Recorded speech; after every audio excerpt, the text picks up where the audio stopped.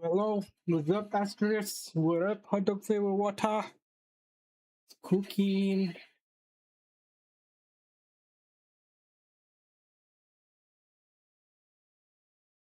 Hmm,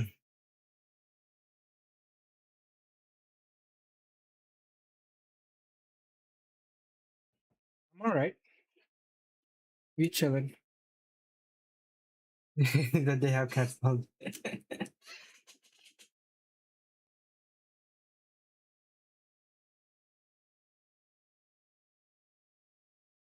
He's rage baiting.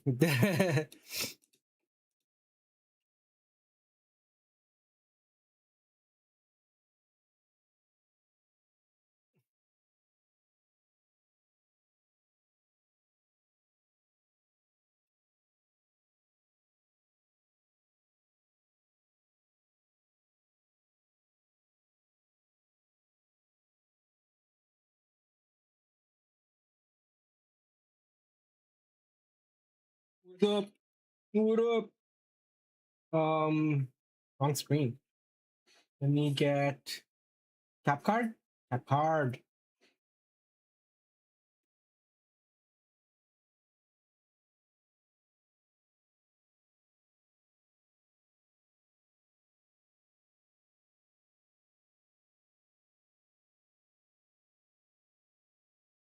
This is a really, really old song,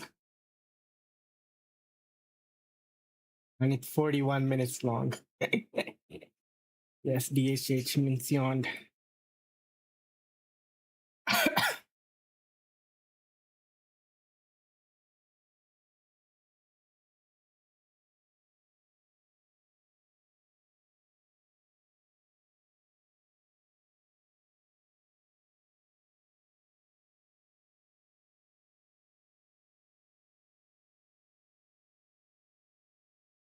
Shall I figure out this solution before I go ahead? Let's get Cloud in here.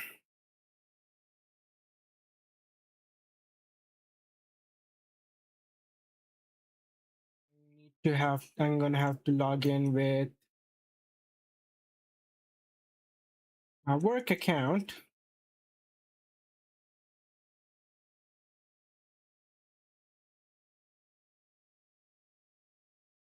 Because I have the bro.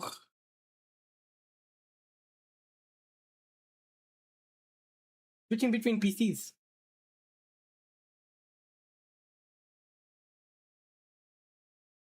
This is capture card.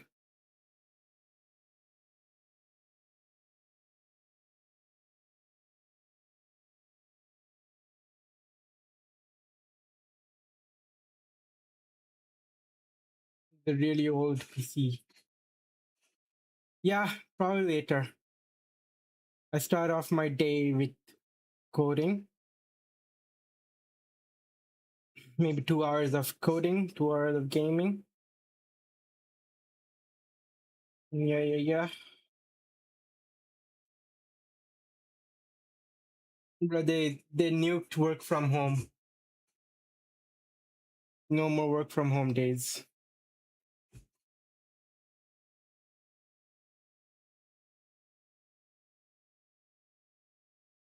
Do I find coding fun? It's a hobby now. Yeah, it's a good skill to have. It's it helps you think logically and in steps.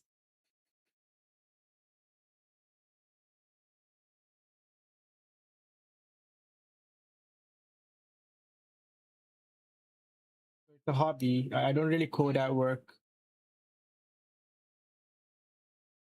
Was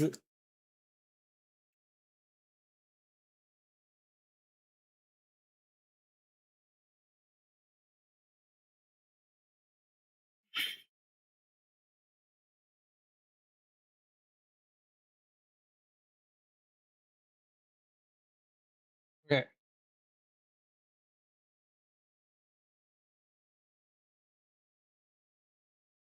How do I copy all lines? Copy all lines.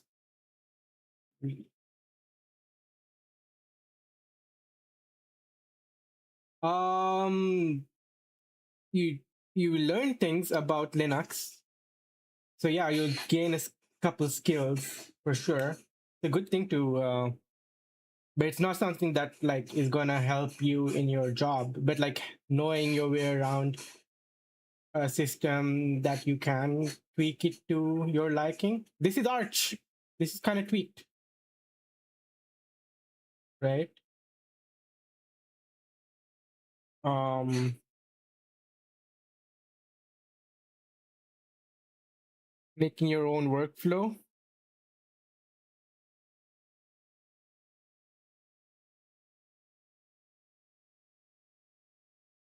GGVG. Okay.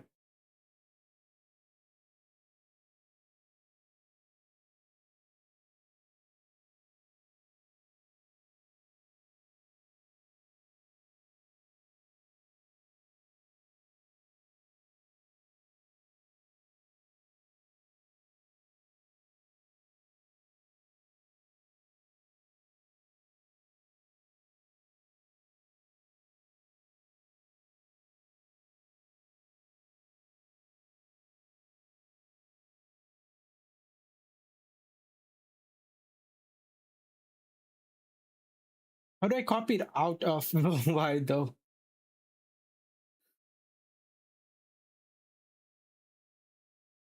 A moment.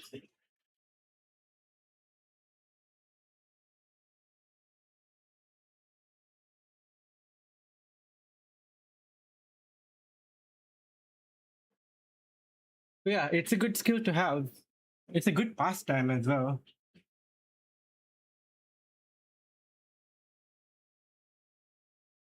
Hmm. Oh, there.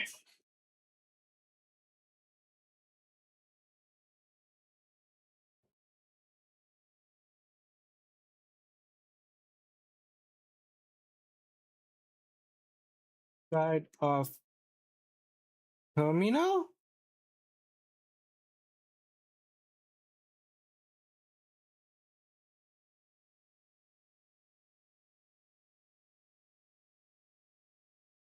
So it's plus Y.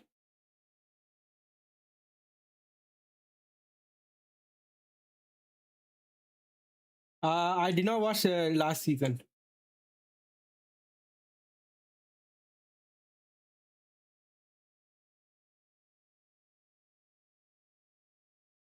Unnamed plus in config. Is that something I need? Bruh, what's going on?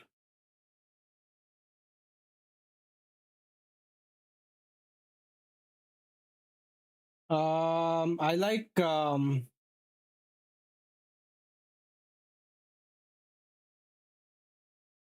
what's his name?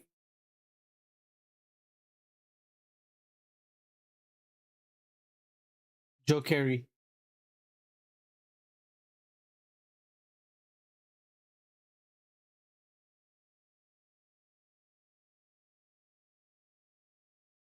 Bruh, why do I remind you of Dustin? Um, Open config lazy vim fc.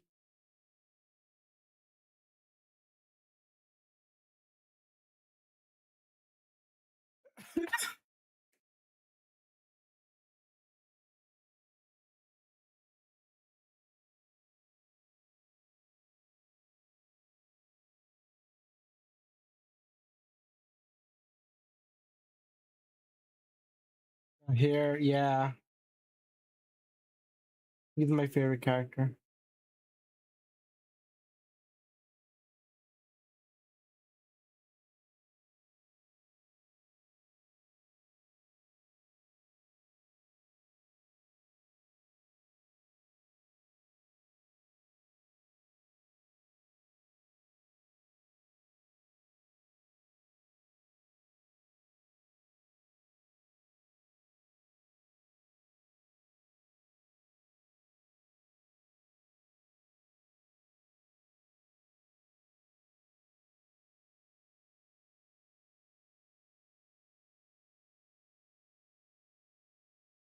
No, I don't. I don't really care about the show that much, but like in the case that I watch it, do I need Unnamed Plus?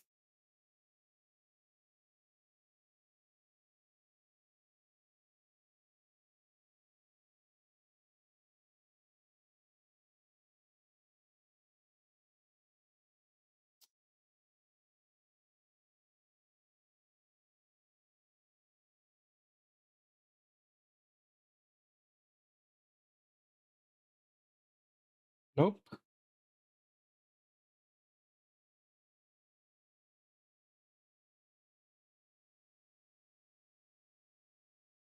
Maybe I need to restart it.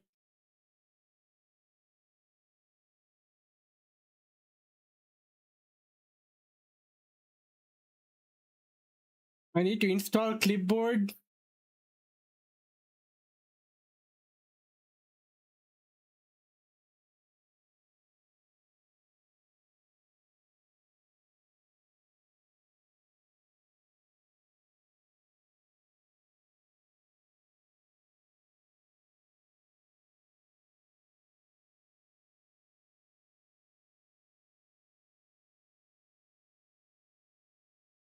Clip. Okay.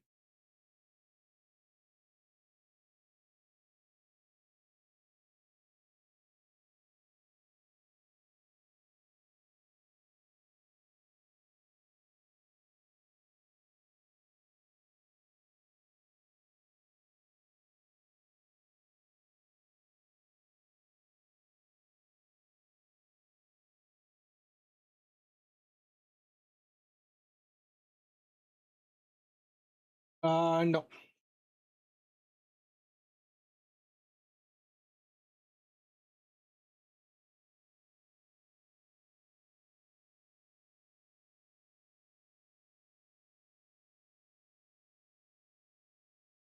Hmm.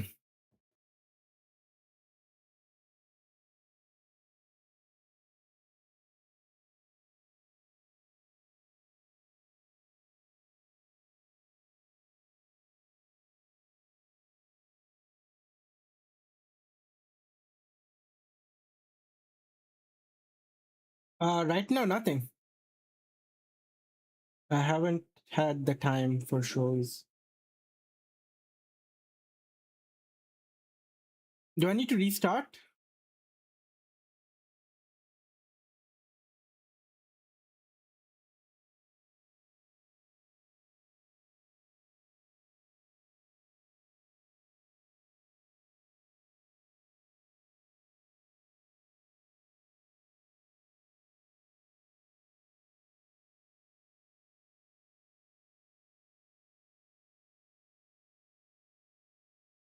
But yeah, I used to watch a lot of shows before. Super Control V. Okay.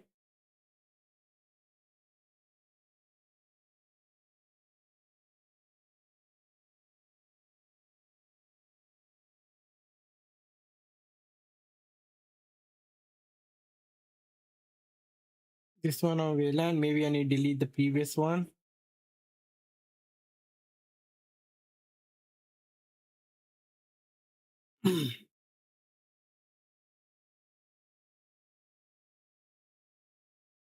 Oh, everything. Dexter's Laboratory, Powerpuff Girls, Ben 10, Fairly Odd Parents, Kids Next Door. You're gonna get that song in like 20 minutes, 25 minutes. I'll switch. We can go next.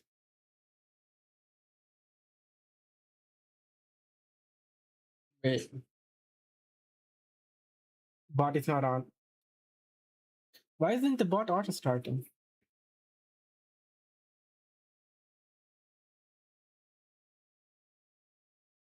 Ramadan anthems? No, these are just Egyptian, really old Egyptian songs.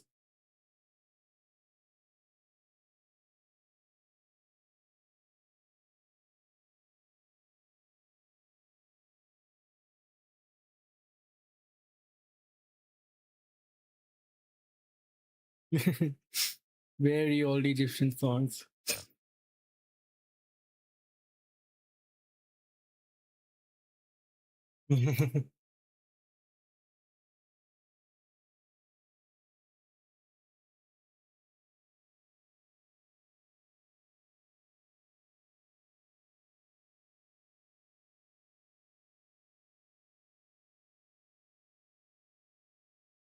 Africans or Arabs? Both. Should Saudis be considered Saudis or Arabs?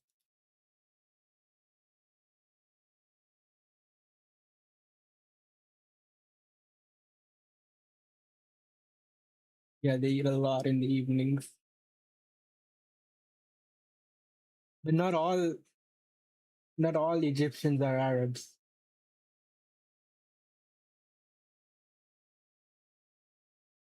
But all Egyptians are African.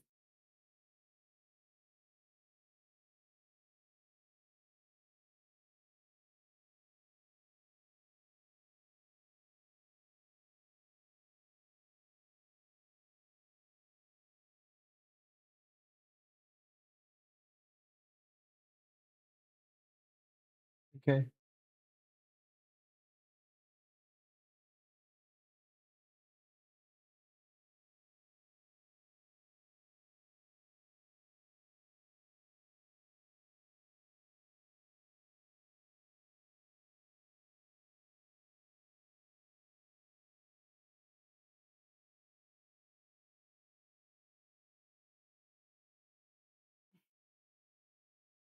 This is the screensaver.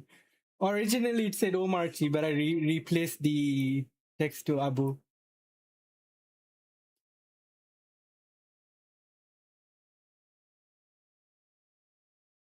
It's not that fancy. This is what you can do with Linux.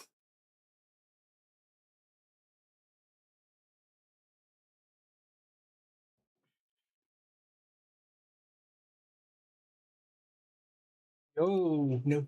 Why.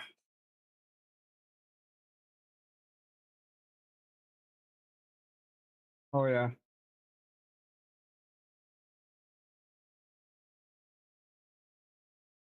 Chupapi muñeño. Chupapi Let's get a muñeño. playlist Chupapi mu that fucking ñeño muñeño. is from Total Eclipse of the Heart. I was on my boss's. I was like showing my boss something today, and then I had to pause the song on Spotify, and then he saw like um what I was listening. He's like, "Why are you listening to dead people?"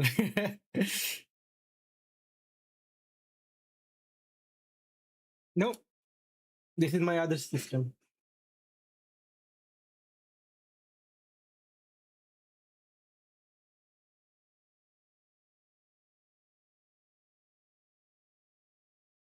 If I turn off background, this is my little old laptop from 2013. And if I turn off capture card, I'm on Windows. If I turn on capture card, I'm on Linux. Bruh. But he was saying it in a joking way. Because he didn't expect someone my age to be listening to something like that. 1 second.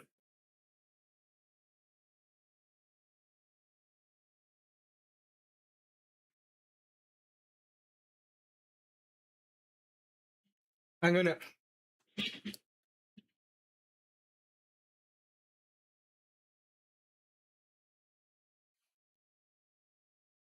WL keyboard.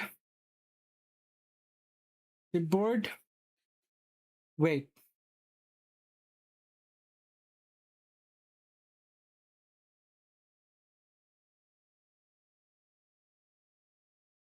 Super C. Control Super C. Okay, I can try that. Press Y in visual mode to yank to the system clipboard. Oh, the reason it's not working for me, hot off your water, is because I'm SSH'd. I see. So it's not going to work even if I had. So this is NeoVim in another system. SSHDs. So we're going to take it bits and pieces at a time.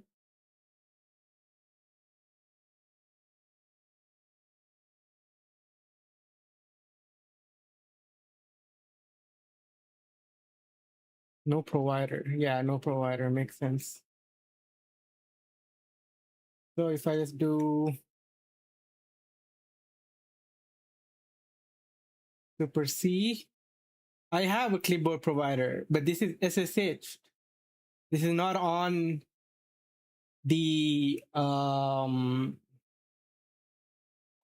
it's not on this OMRT system. OMRT system has clipboard, but the system that I'm inside, which is a VPS, doesn't have a clipboard provider.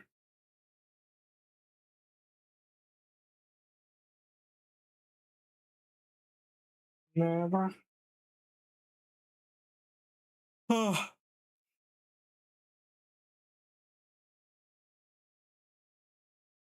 Yeah, so even WL clipboard is not going to work.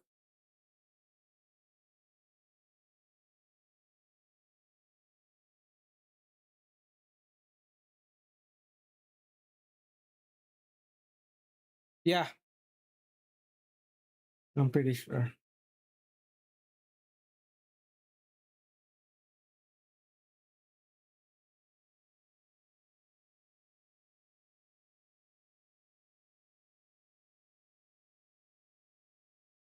Okay, let's try this.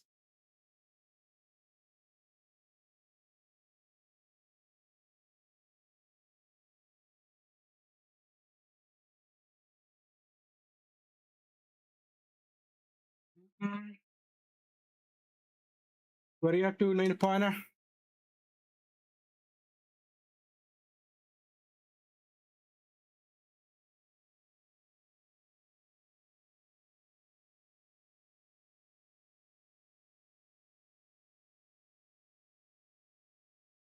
Error handling is 13. It's not going to work, but okay, we try it.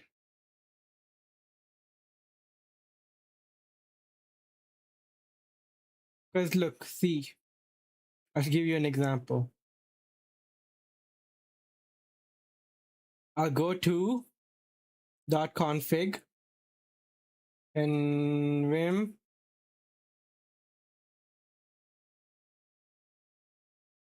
lua config,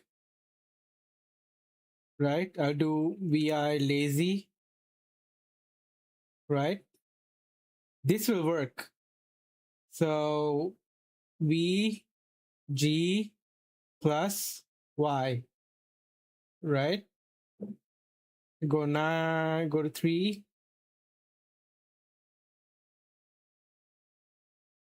That works because it's on the same system.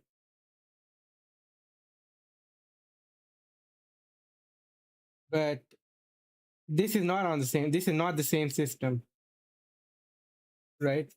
So unless there's a way to connect clipboards via SSH,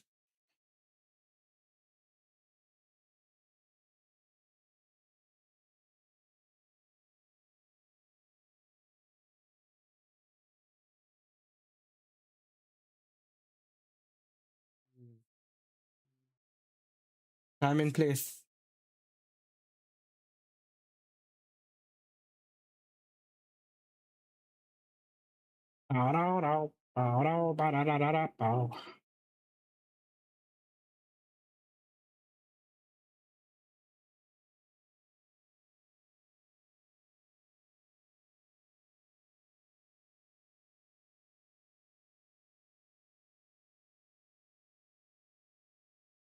The fuck?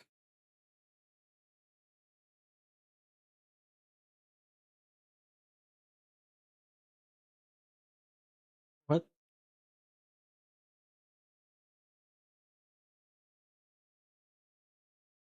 Oh,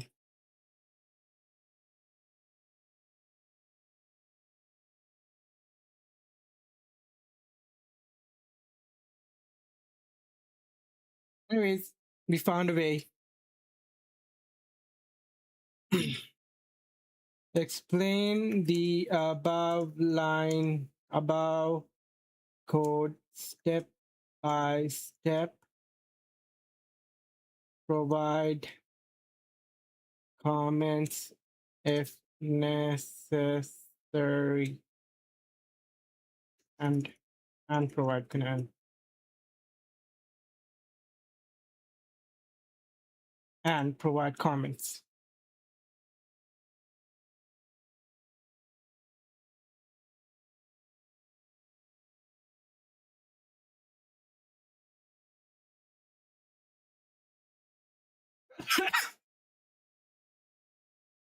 Step 1, define error types for the clear.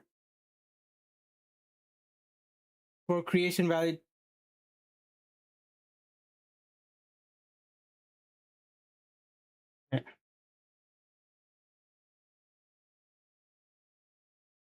Define error types for creation validation.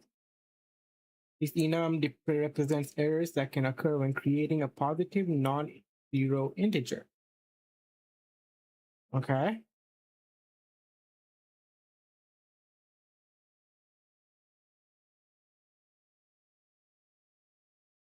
Define a composite error type for parsing. This enum can either hold a creation error or a parse int error. This allows us to handle both parsing failures and validation failures. Error from validation, negative or zero. Error from parsing string to integer. Implement error conversion functions. These functions convert specific error types into parse non-zero error. Convert a creation error into parse non-zero error. This allows to wrap the standard library errors into our custom error type. Okay.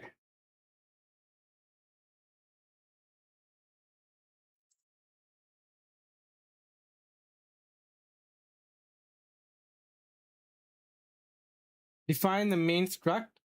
This is a new type pattern. I found this new artist. I really like him. It's called Sure.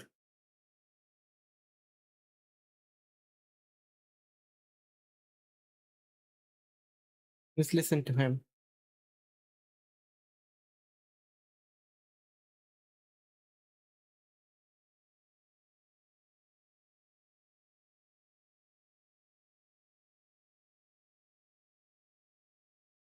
I also heard this song that I like.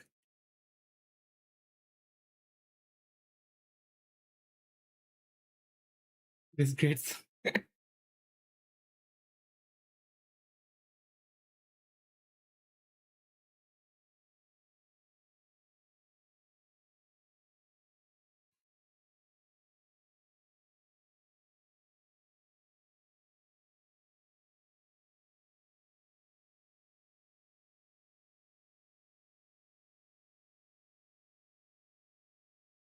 Define the main struct. Did the new type pattern wrapping.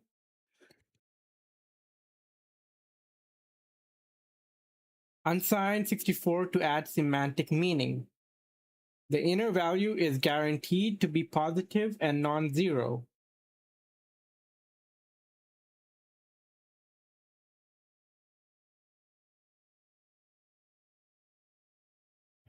Okay. We make a function for that struct. Constructor with validation takes the signed and validates it before creating the struct. It takes in the signed, returns the result, enum, matches. If the value is less than zero, return negative error. If value is greater than or equal to, no, if the value is exactly zero, why is it greater than or equal to? Equal to or greater than? Oh, no. If it is zero, if it matches zero, return error creation zero. I'm stupid. If value is positive, cast to U64 and wrap it in OK. Okay.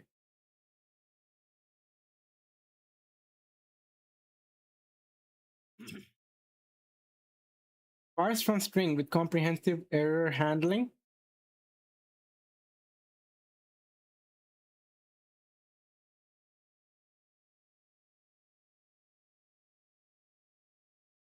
Is a banger as well.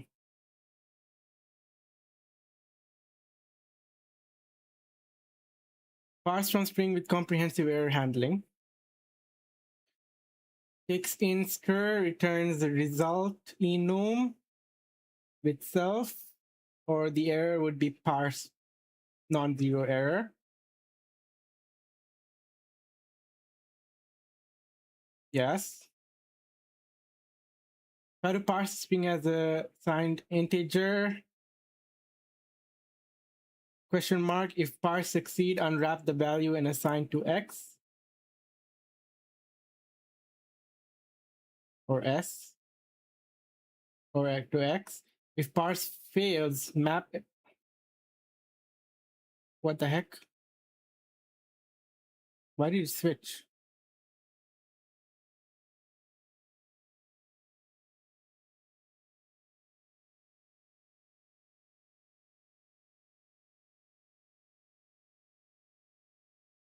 Converts parse into parse non-zero. Neat. So if it fails,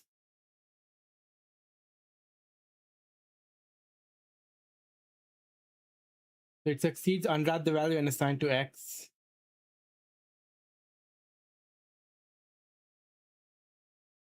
So it'll be one of these two.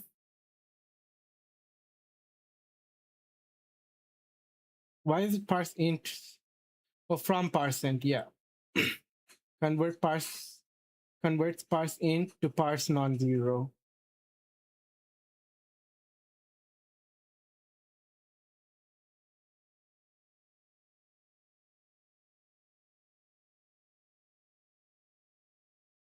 Nice. From using from parseInt, then returns early with that error. Now validate the parsed integer using self new. Map error converts any creation error to parse non-zero error, parse positive non-zero error. The question at the end propagates any error or unwraps the success value. What question mark? There's no question mark.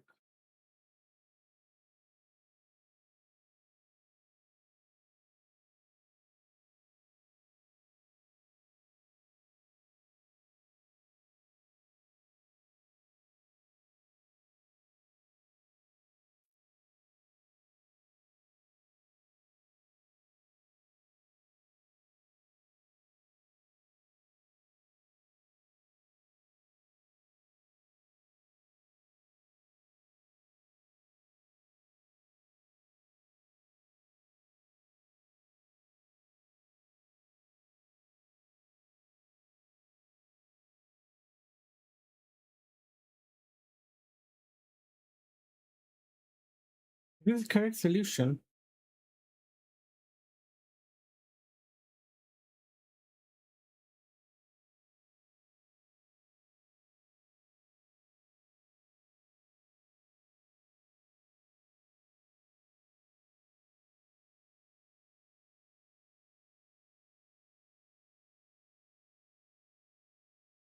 Yeah, there's no question mark. Okay, so what is Cloud saying?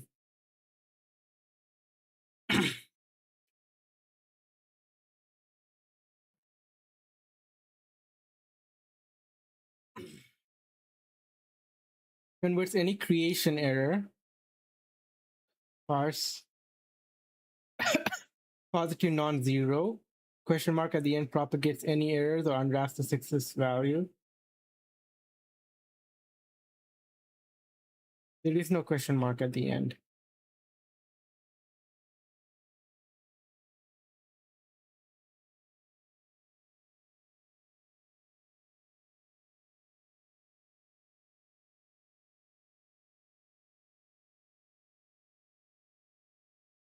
There is no question mark.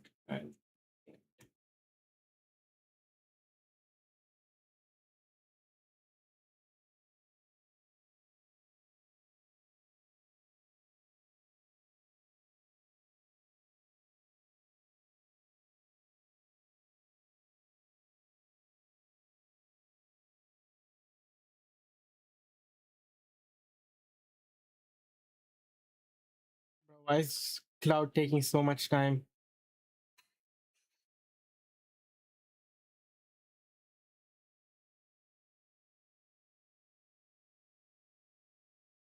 That throbbing butthole.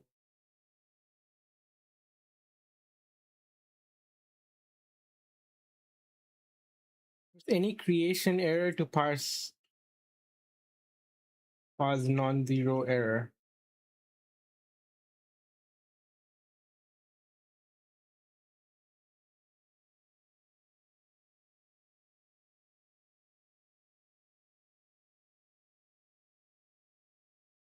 Okay.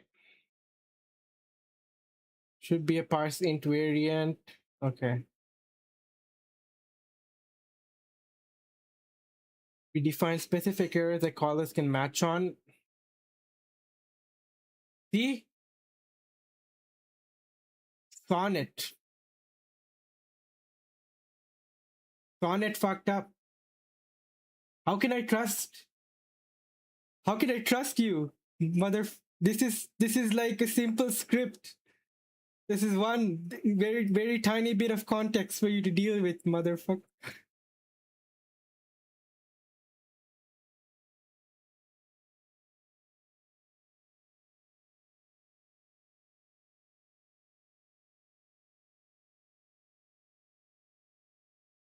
Error conversion specific, blah, blah, the question mark or automatic propagates errors.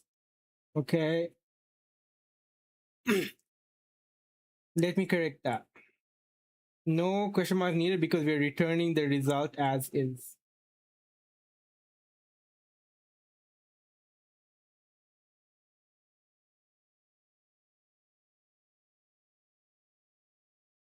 Question error transforms it to since it's the final expression in the function and matches the function's return type, it is implicitly returned.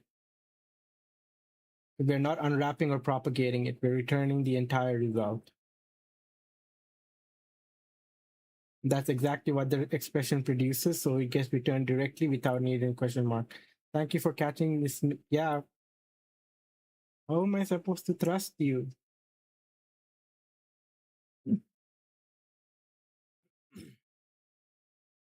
So parse paused non-zero error from parse int returns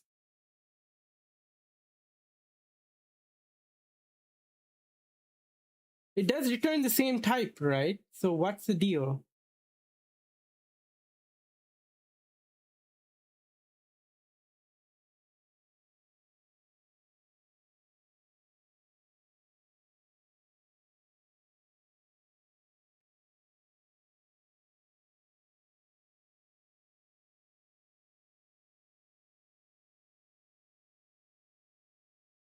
Oh, we are just using that in X.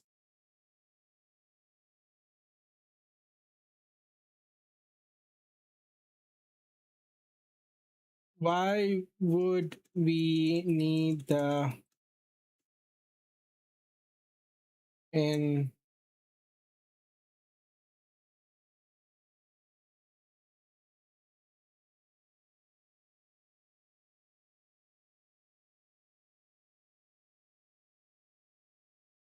we want to extract the value from result, not return the result itself. Let's break it down.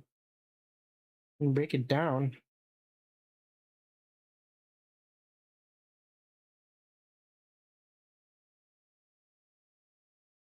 Returns. Break it down.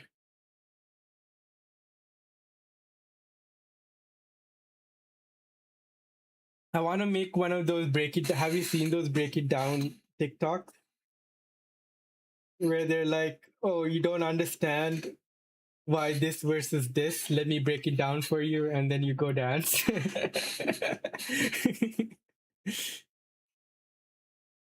I'm waiting for like some argument on Twitter.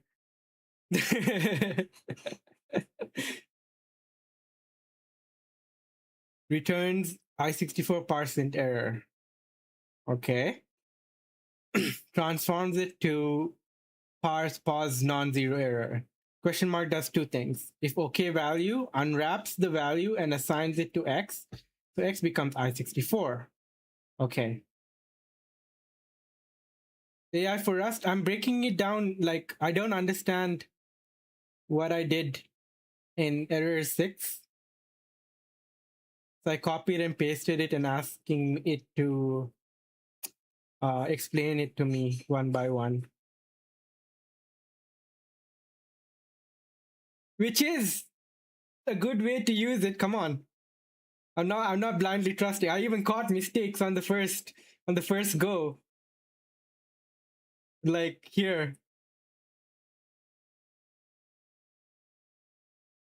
The question mark at the end propagates any error on draft. What question mark?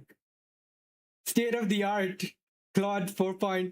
Sonnet 4.5. What question mark?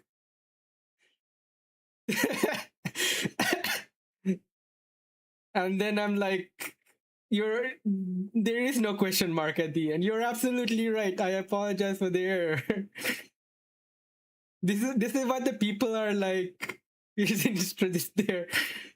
No question mark because they're not unwrapping. Okay.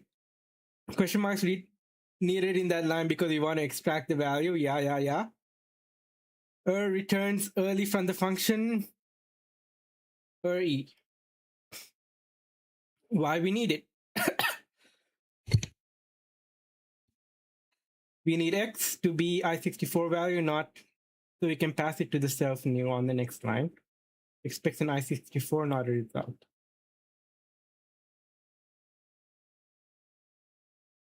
This would not compile. All right. That was pretty good breakdown.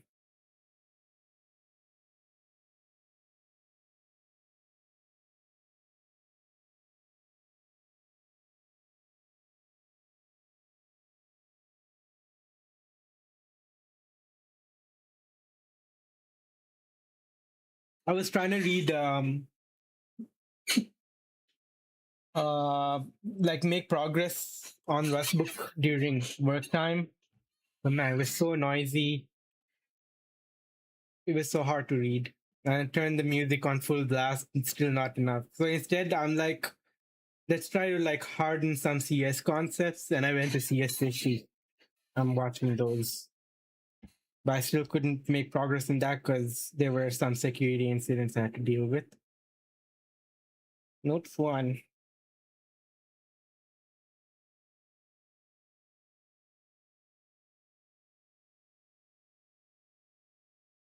You want to know the state of Microsoft licensing?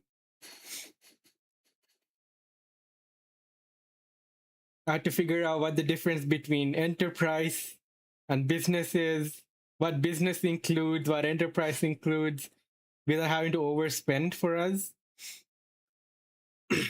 Right now, we are on business standard. Business standard does not include Intune, so we pay for Intune separately. But this website's a pretty good map. But we want to get like Purview, which is like a compliance suite. And that comes with it does sound like spreadsheet work, but I'm not going to do any spreadsheet work. I'm just going to like look at the work that's already been done.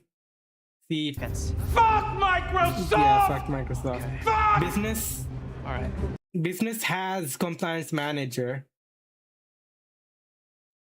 I don't know what the difference between compliance manager and what comes with Purview suite. And there's so much I need to read to figure out what comes with what. And if you're going to overspend. E series is for enterprise, which is like 300. Like if you're gonna go beyond 300 users, you might as well go for enterprise. But we're not 300 users. We're less than 200. The E series is for like unlimited users, but it's very expensive. We're on business standard. We're there. We're here. We don't have any of these. I don't think we need it. We don't need EDR. Um,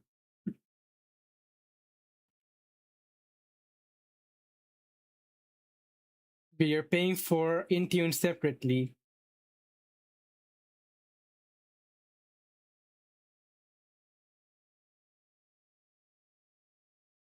Let's see. I still need to do more reading. Why do you get time out?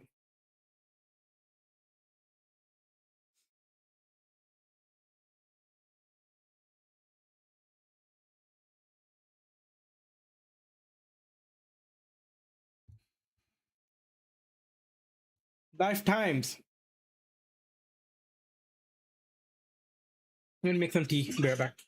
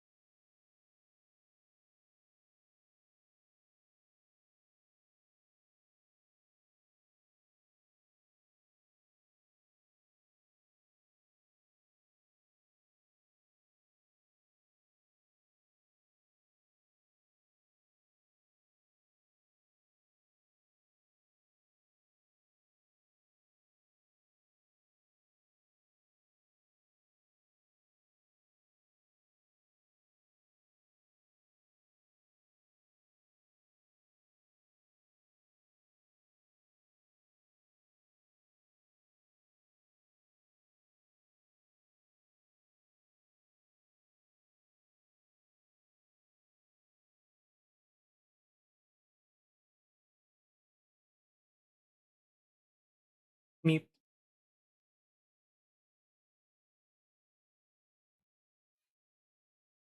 back. But I have a banger tweet I can read out. We'll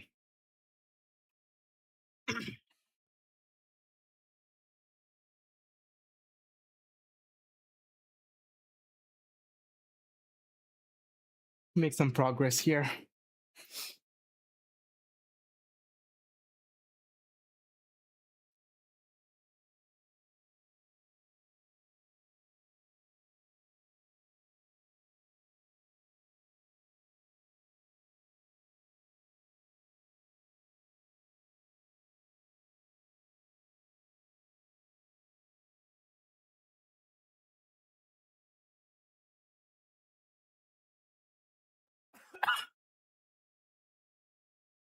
Lifetimes are another kind of generic that we've been using rather than ensuring that a type has the behavior we want. Lifetimes ensure that references are valid as long as we need them to be. One detail we didn't discuss in the references and borrowing section is that a reference in Rust has a lifetime, which is a scope for which that reference is valid. Most of the time, lifetimes are implicit and inferred. Just like most of the time, types are inferred. We are only required to annotate types when multiple types are possible. In a similar way, we must annotate lifetimes when the lifetimes of references could be related in a few different ways. Rust requires us to annotate the relationships using generic lifetime parameters to ensure that the actual references used at runtime will be valid.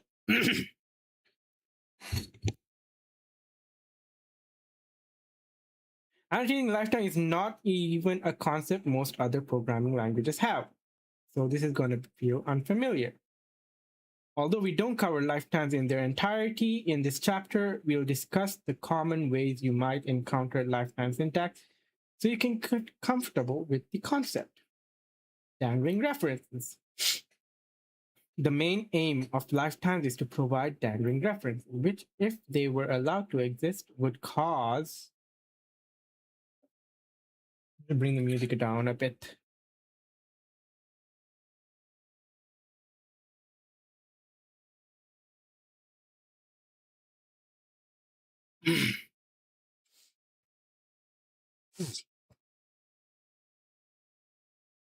Dangling. Entangle these references.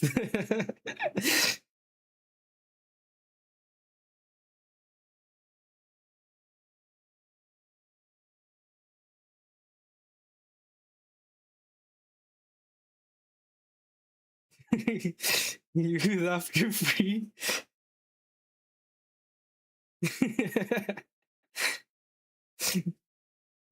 Which, if they were allowed to exist, would cause a program to reference data other than the data is intended to reference. Consider the program in listing 1016, which has an outer scope and an inner scope. Oh shit.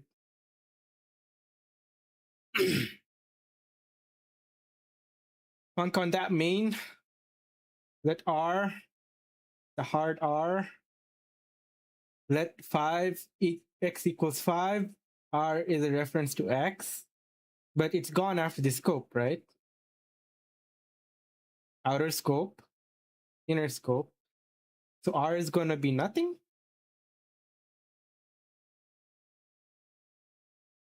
Let's test this out. The ground.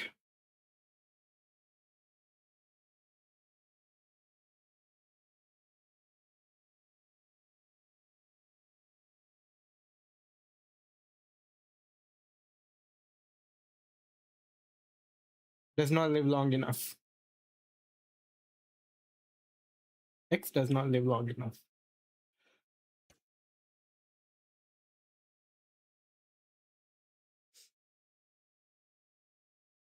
X dropped here while still borrowed.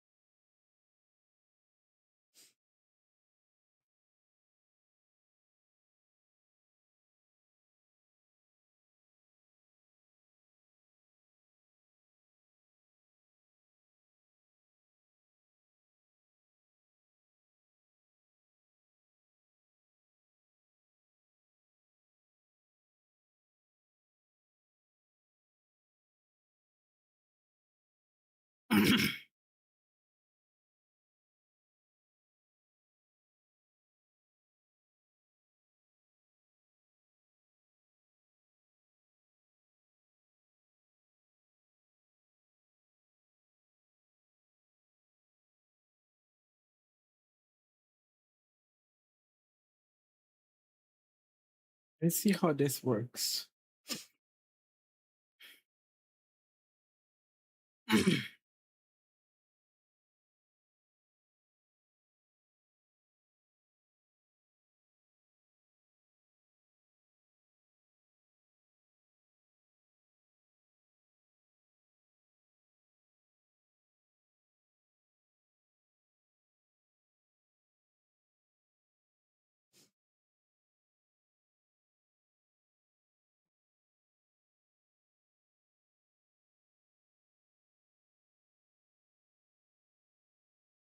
So if I reference R, right, am I directly borrowing this?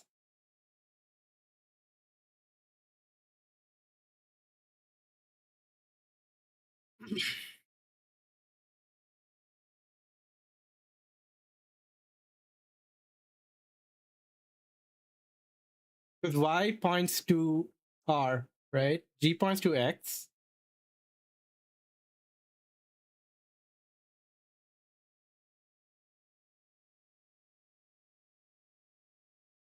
So I'm pointing directly to reference to X. Okay.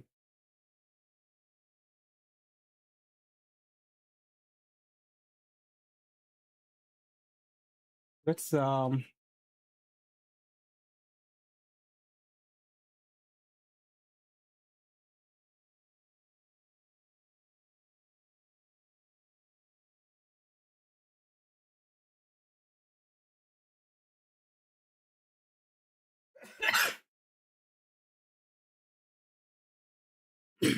R borrows X, G borrows X, Y borrows R. Y is reference to a reference. Auto dereference twice. The borrowing chain. Y directly borrows R, not X. Visually. Okay.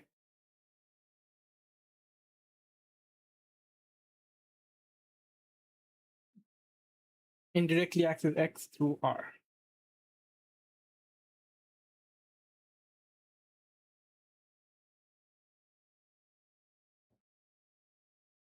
All right, I was just experimenting.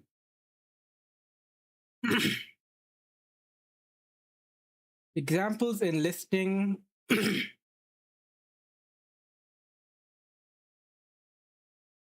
I think 2.5 hours is a sweet spot. Like I do want to nap for more, but I force myself to get out because I feel like focused, feel sharp, without giving them an initial value, so the variable name exists in the outer scope. At first glance, this might appear to be in conflict with Rust having no null values. However, if we try to use a variable before giving it a value, you'll get compile time error, which shows that indeed Rust does not allow non-values.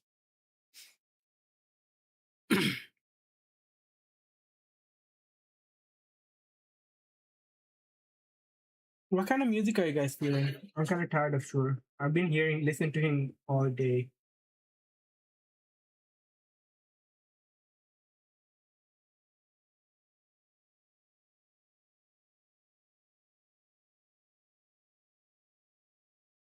Particular tastes.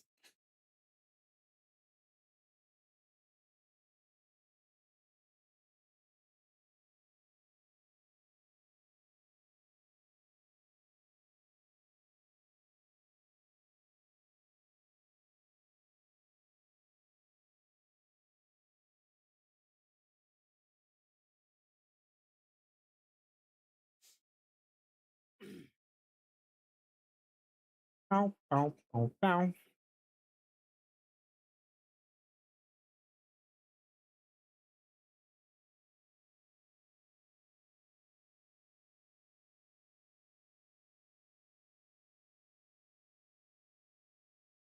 Before we went live, I'm just gonna lurk. Pew, pew, pew, pew.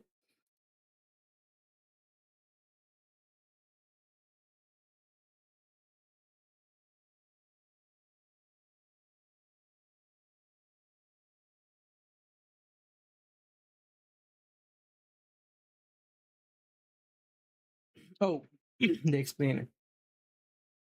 The borrow checker. The Rust compiler has a borrow checker that compares scope to determine whether all borrows are valid. Shows the same code as listing 1016, but with annotations showing the lifetimes of the variables. Main, let R at x equals 5.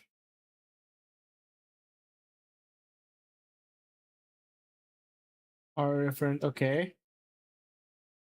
So it gets dropped here. We've annotated the lifetime of R with A and the lifetime of X with B. As you can see, the inner B block is much smaller than the outer A lifetime block. Oh, wait, let me test this.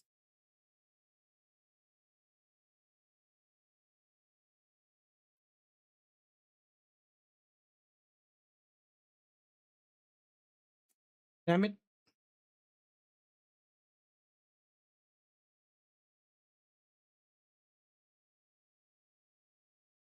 So,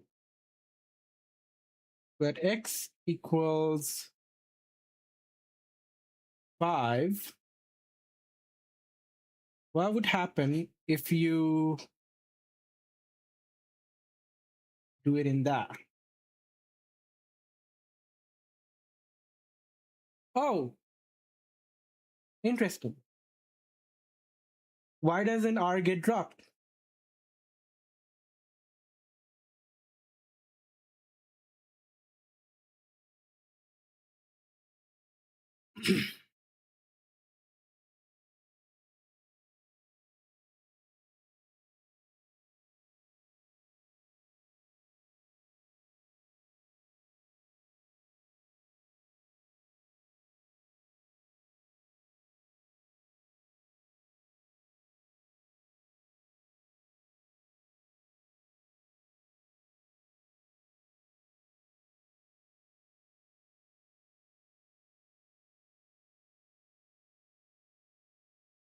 Why doesn't R get dropped?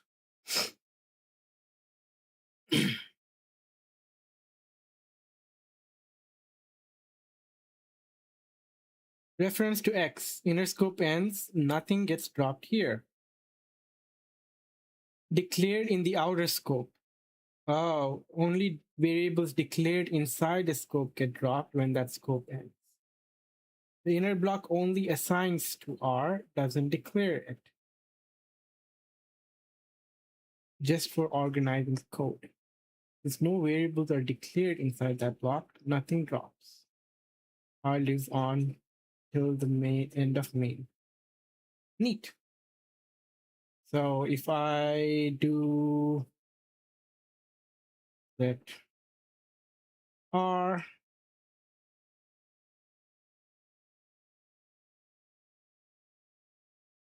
in a different scope. Okay.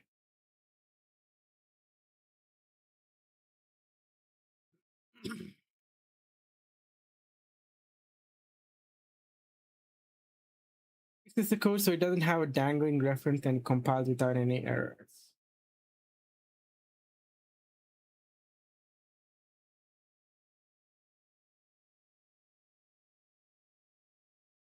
References will always be valid. Okay. As long as you declare the variable outside of the scope in the main. We'll write a function that returns the longer of two strings slices. This function will take two string slices and return a single string slice. After we've implemented the longest function, the code should print the longest string with A, B, C, D.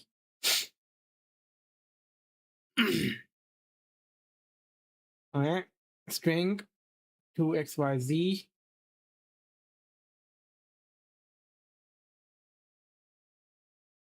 Longest string is result. Okay.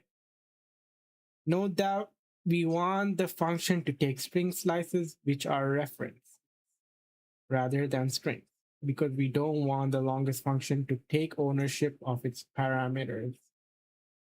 Refer to string slices as parameter in chapter 4 for more discussion about why parameters we use. Okay. So this is the function.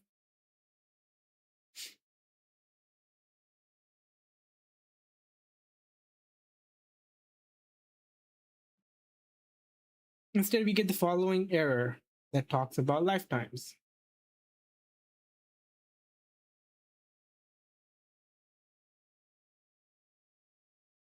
Cargo room.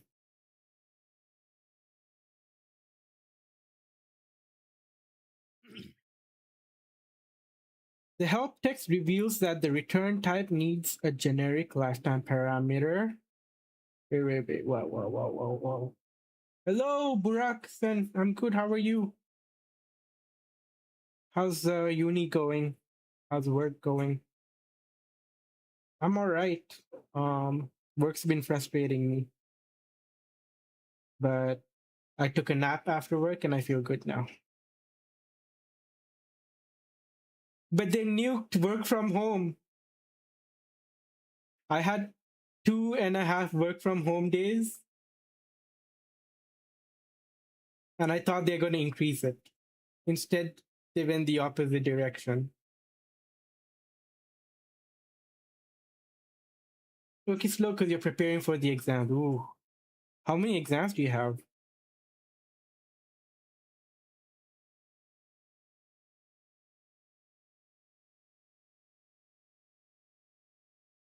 Work from home all the time. Oh, I'm jealous. I'm jealous. I miss work from home. 3 exams. What are they on? Do you feel prepped?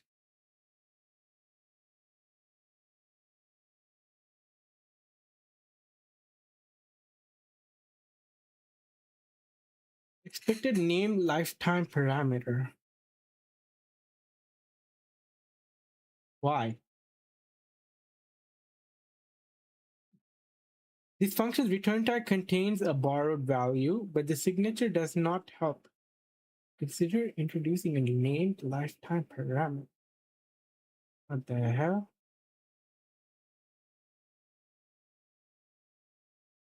The help text reveals that the return type needs a generic lifetime parameter on it because Rust can't tell whether the reference being returned refers to X or Y.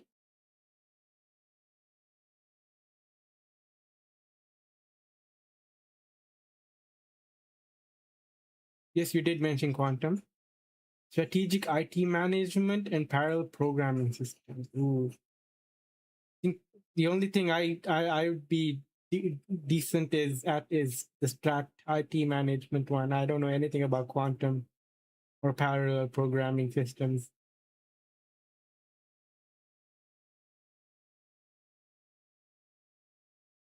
Information science, right? Is what you're doing, if I recall correctly.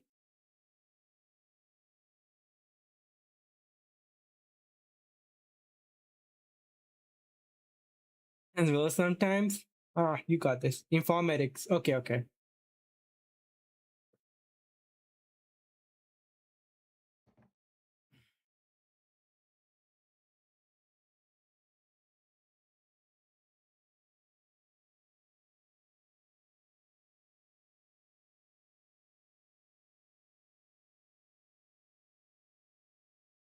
I'm learning lifetimes in West. A long lesson.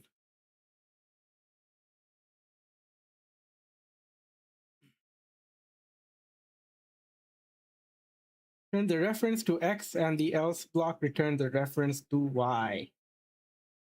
Okay.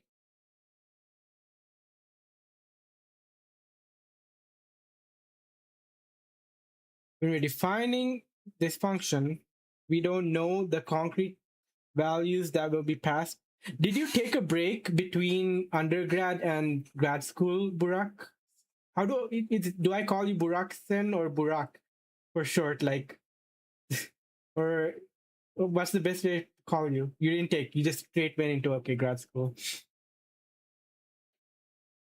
You can call you Burak. Nice. Okay, I'll call you Burak.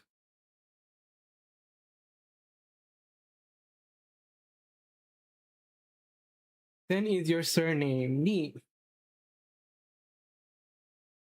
You're an international student in Germany, right? If I am recalling correctly.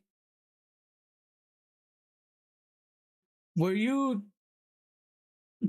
doing were you an international student since undergrad or just for grad school?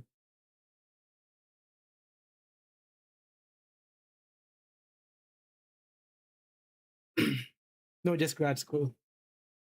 And are you like less than a year in? First year, like my first year for being an international student, completed bachelor's in Turkey. Okay. I assumed you were Turkish based on the name, but I didn't want to say anything. 1 second.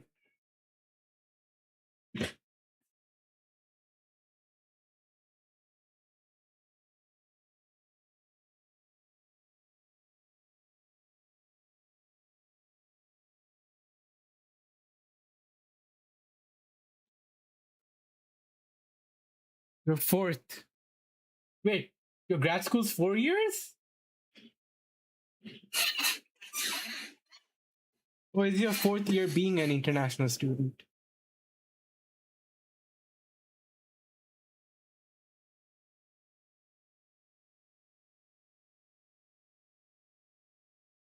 Literally had to extend.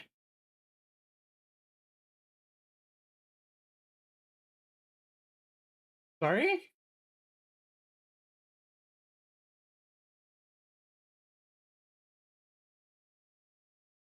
Oh, you had to extend your grad school, right? Okay, okay. Damn. You can refer. Okay, so it is your fourth year as an international student. Okay, so you got used to it.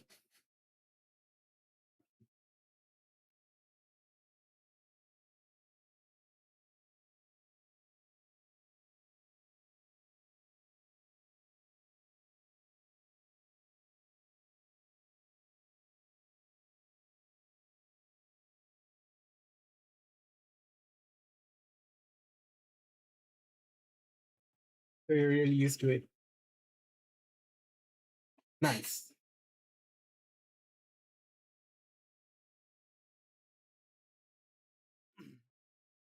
Yeah, I left home at the age of 17. I prefer being away from home. I'm back home now or like with my parents. Um, but that's because like the only job opportunity that I could find is here. It got quite tough in Canada.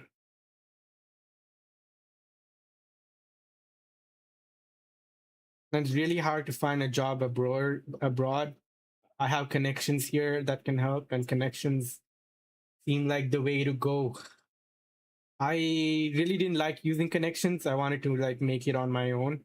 And I made it decently far on my own in Canada until things got really hard after they did the massive layoffs. Like my competition got, yeah.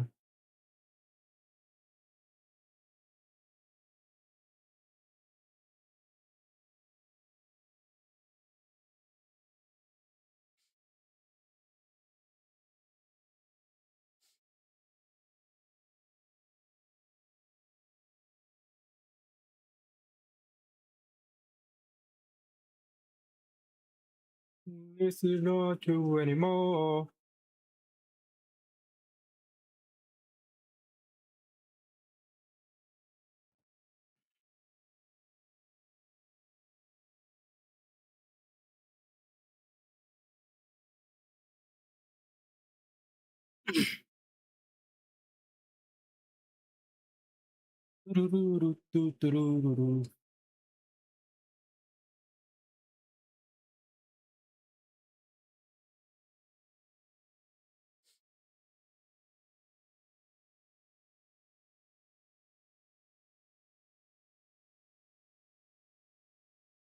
Oh, oh.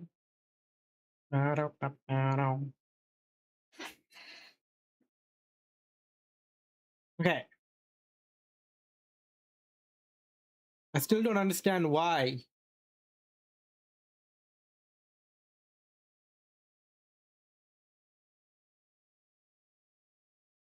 this error is.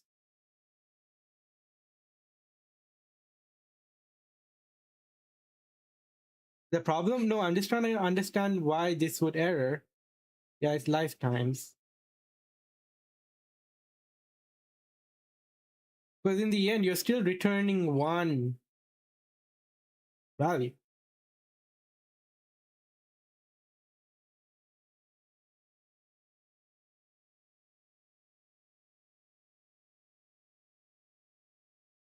Return type needs a generic lifetime parameter on it because Rust can't tell whether a reference being returned refers to X or Y. What if one of them have dropped scope within the longest function?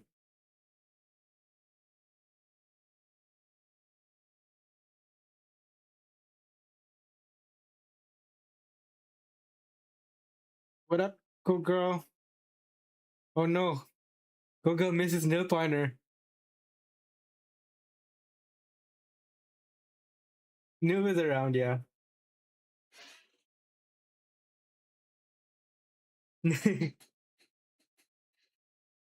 Nil is around.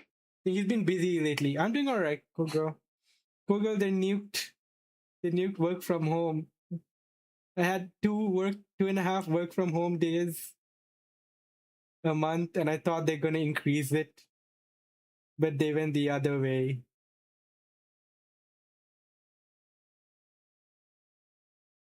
So sad.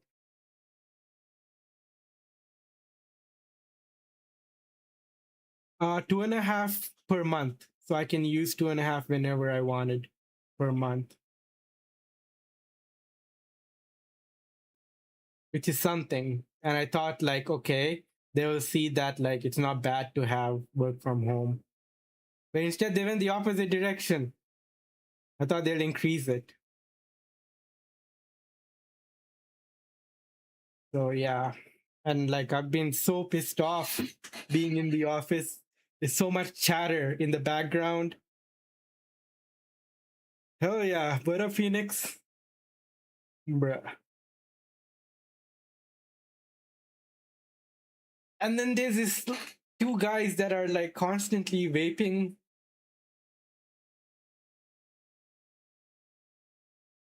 Yeah, I don't. Hey Ram, welcome in. There, two guys are constantly vaping.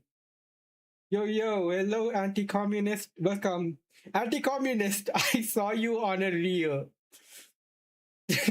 I don't wanna put you on full blast, but you're on a reel. I don't know if you know or have seen yourself around on the internet. You had no idea. Yeah, I'm gonna whisper you.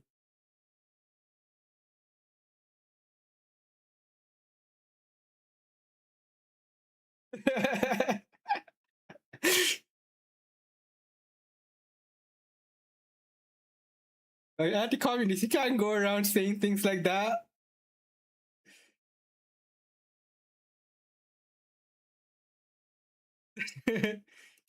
let me get that real.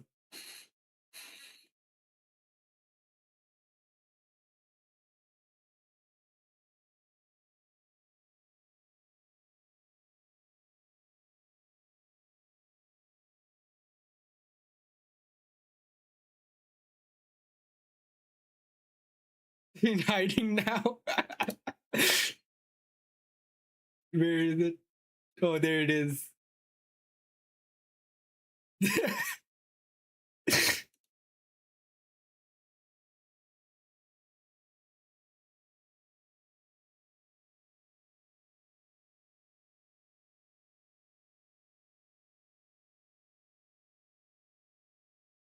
Sent. Expose him? You tell me, anti-communist, if you're okay, if you're okay with me sharing with the class.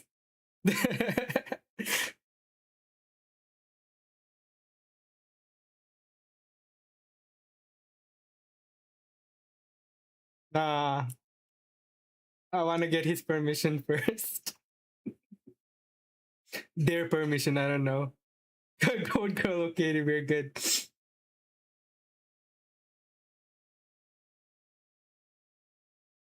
It's funny though. We're okay, he's okay. Bruh, I can't.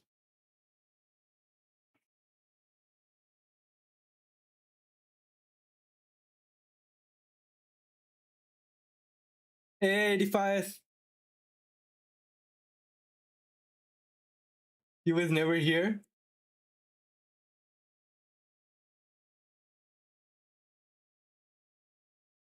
If French women are society. No, don't say that.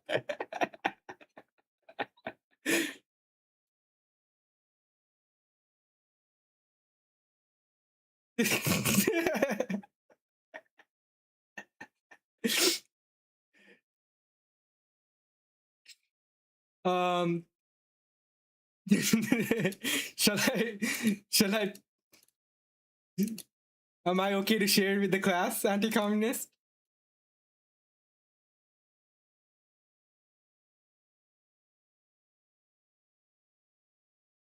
You ugly. Yes.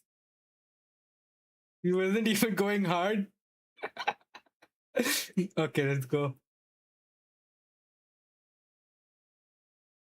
Devgirl is a vibe. She's a French streamer. She does reels as well. All right. Let me play this again. Fuck. Fuck.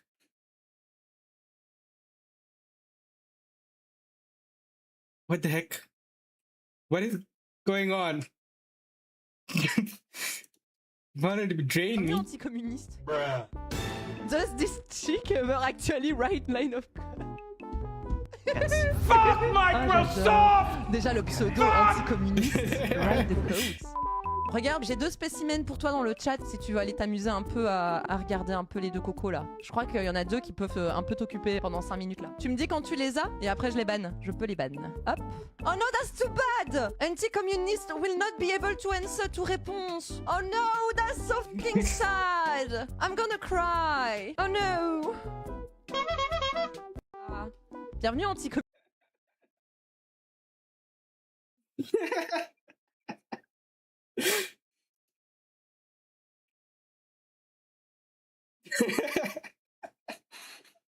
Her accent is literally acting. She's Belgian. She's not French. So I don't know if that makes a difference. And I lived in Quebec.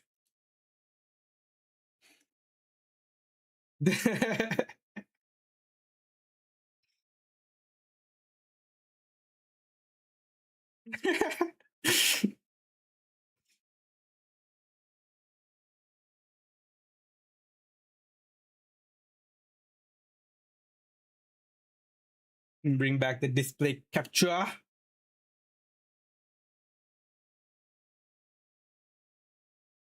What did Nightshade do to explain? He tried to explain something to me. What if one of them had dropped scope within the longest function? I do not understand. You regret nothing.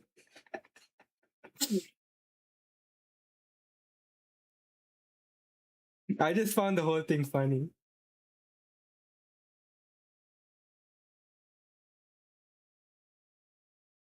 Made it pretty far in Rust docs.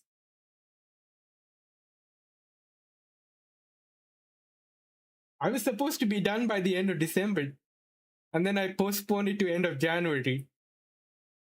There's still a decent bit to go. This spicy content? Oh. I mean, you got featured.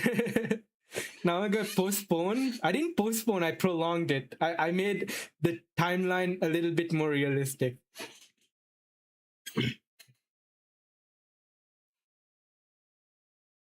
You guys want to see a funny tweet?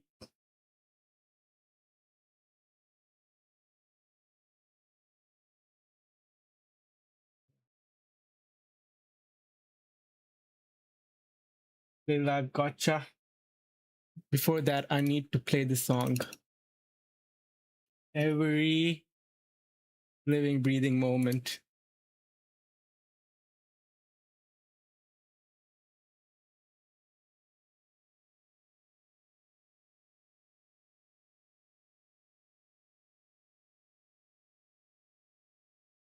I really like this guy. He's hilarious. All right. I'm the CISO of a $46 billion company. Yesterday, hackers stole 1.4 terabytes of our data, 188,000 files, Jordan brand designs, 6 years of internal documents, supply chain secrets. They posted it on the dark web with a 48-hour deadline. We missed the deadline. They released everything. I released a statement. We are investigating a potential cybersecurity incident. Potential. 188,000 files is potential. 1.4 terabytes is potential. Your next sneaker on a Russian forum is potential. I said we are actively assessing the situation. The situation is assessed. We got owned. But I can't say owned. I say assessing. The board asked how this happened. I said sophisticated threat actors. Sophisticated means they sent a phishing email. Someone clicked it. That's sophisticated now. They asked about our security budget. $14 million annually. They asked what we spent it on. Dashboards. Compliance certifications. A vendor that promised AI-powered threat detection. The AI detected nothing. The threats detected everything. I have 47 security tools, 47 tools, zero visibility, but the dashboards are green. Green means secure until it doesn't. We're bringing in a crisis firm, $800 an hour, to tell us what the hackers already told the world for free. The breach will cost us $200 million in remediation, in lawsuits, in brand reputation consulting. My security budget was $14 million. Nobody will mention the math. I'm updating my LinkedIn. Led security transformation at Fortune 100 company. Transformation is accurate. We transform from secure to not. The next CISO job pays more. My pay will be going up and to the right. It always does after a breach. That's the market. I replied masterclass in risk management. And he's like, risk management is when you manage the risk of everyone finding out you can't manage risk. Highly recommend following this guy. He does a lot of these, like, sort of posts. When you have human attack surface, bruh, I dealt with a phishing email that was propagating. 4 users were compromised. It was not fun. Like stopping it and finding all of the details was fine. It was just dealing with people panicking, and then telling me that like, oh, we're not secure. You need to secure our environment more. I can't secure stupid. Like, how do I fix idiot? So I don't know.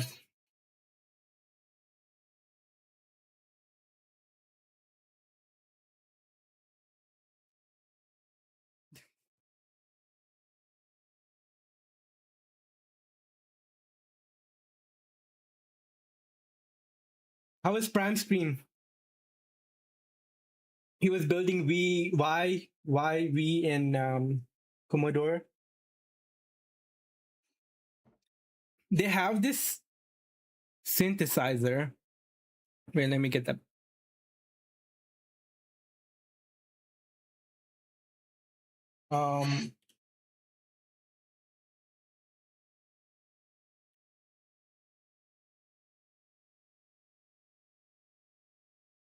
Someone made it. I want to see if I can make a TTS that speaks in Sam. Hello, my name is Sam. There's a source code. It would be interesting.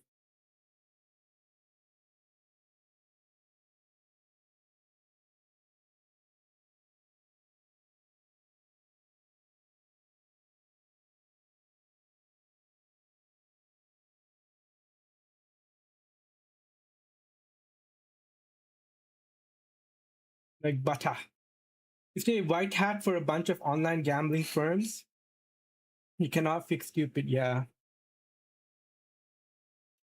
Oh yeah.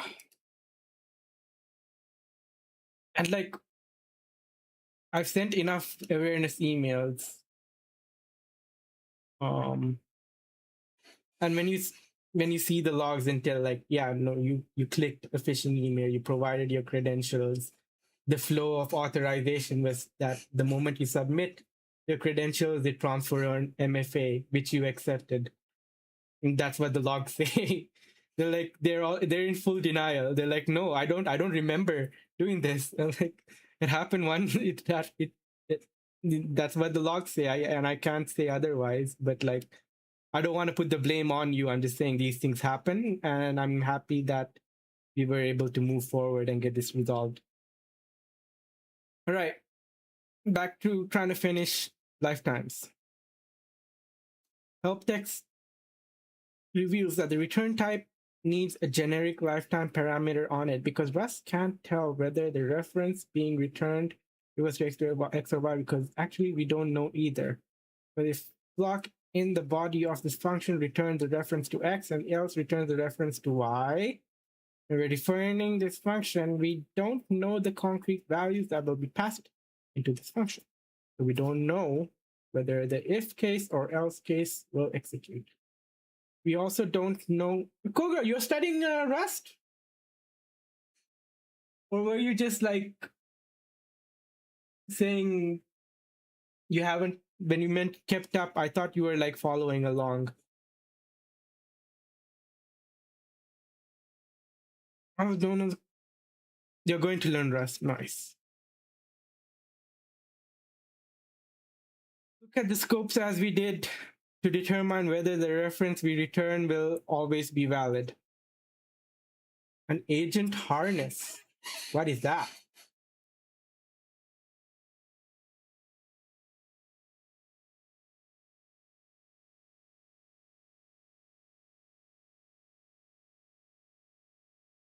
Fix this error.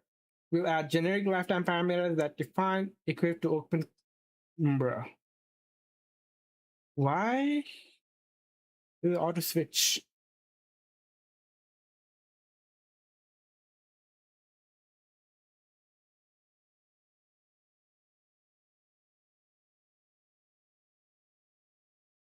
Okay, neat.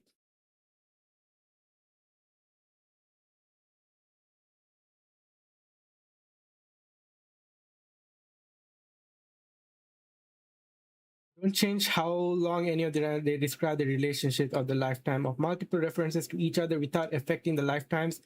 Just as functions can accept any type when the signature specifies a generic type parameter. Functions can accept references with any lifetime by specifying a generic lifetime parameter. Lifetime annotations have a slightly unusual syntax. The names of lifetime parameters must start with an apostrophe and are usually all lowercase and very short, like generic types. Most people use the name apostrophe A for their first lifetime annotation. Skills. Ooh. Let me see. Which Discord?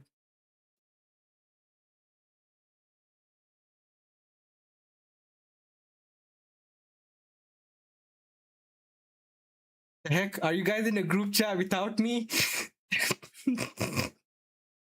Or is it Code Girls Discord? All right.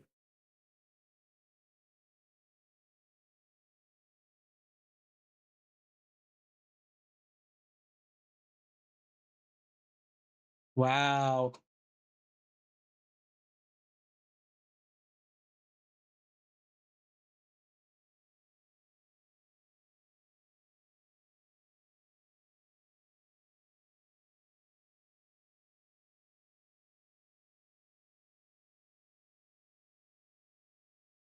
They also have lifetime apostrophe A. A reference with an explicit lifetime, a mutable reference with an explicit lifetime. Okay. One lifetime annotation by itself doesn't have much meaning because the annotations are meant to tell Rust how generic lifetime parameters can confirm. Sam plus Claude is Nightmare Fuel. Oh no, did you try it?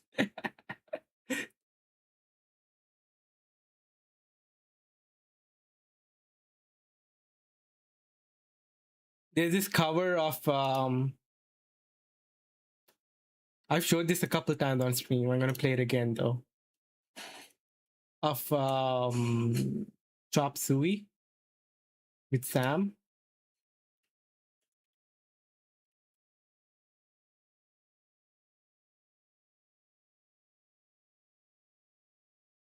Let me play it.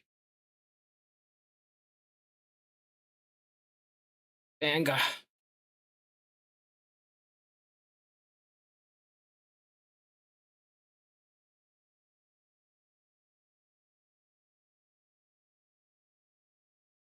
Oh. Even I played Faith recently.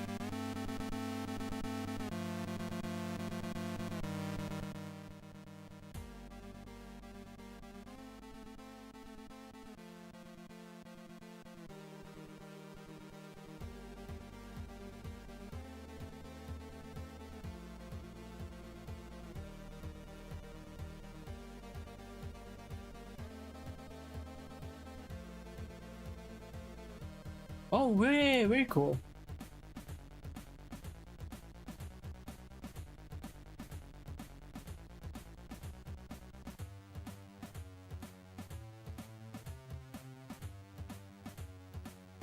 And you can install skills.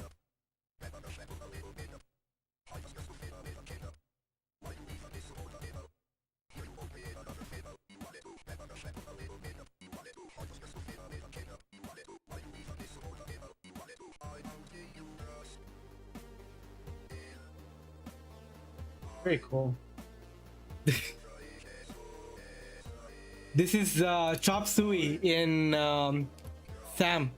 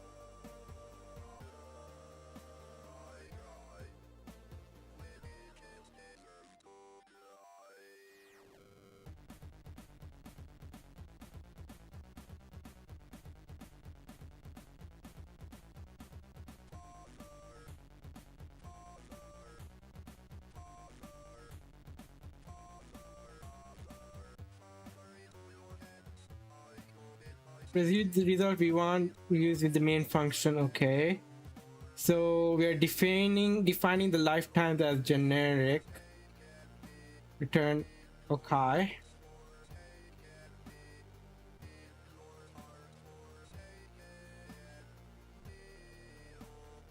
Takes two parameters, both of which are string slices that live at least as long as lifetime. Okay. Function signature also tells Rust that the string slice returned from the function will live as long as lifetime apostrophe A. And practice, it means that the lifetime of the reference returned by the longest function is the same as the smaller of the lifetimes of the values referred to by the function argument. These relationships are what we want Rust to use when analyzing this code.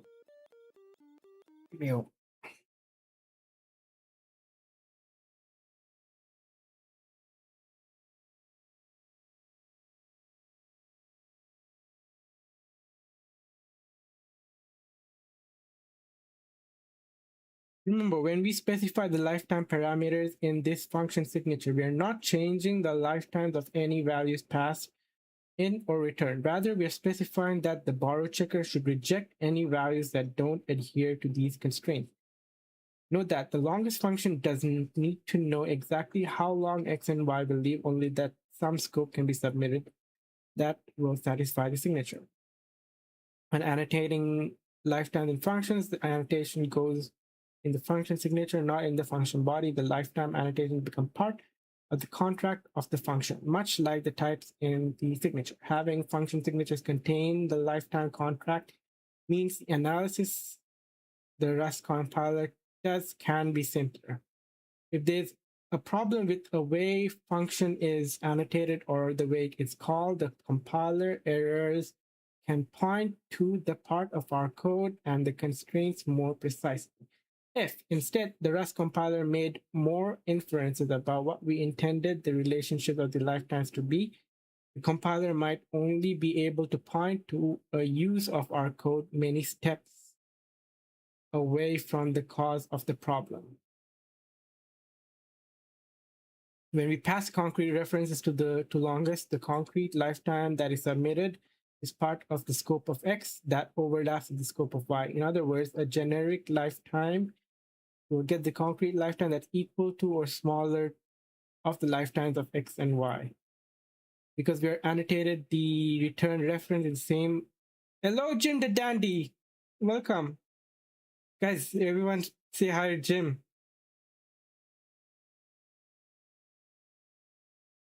The return reference will also be valid for the length of the smaller of the lifetimes of X and Y.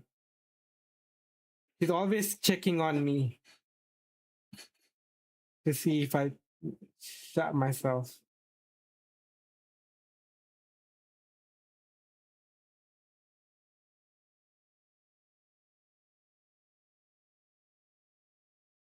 Look at how the lifetime annotations restrict the longest function by passing in references that have different concrete lifetimes.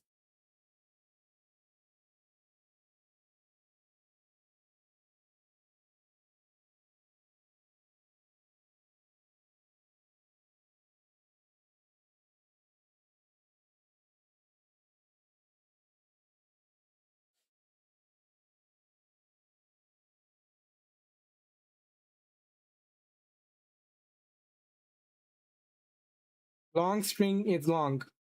Okay, string 2. Let result. Okay, long string is result. You have to pillow. Yeah.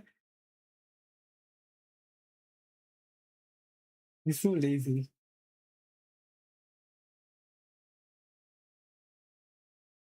Sometimes he'll use my head as a pillow. And I really like when he does that. Oh, yeah.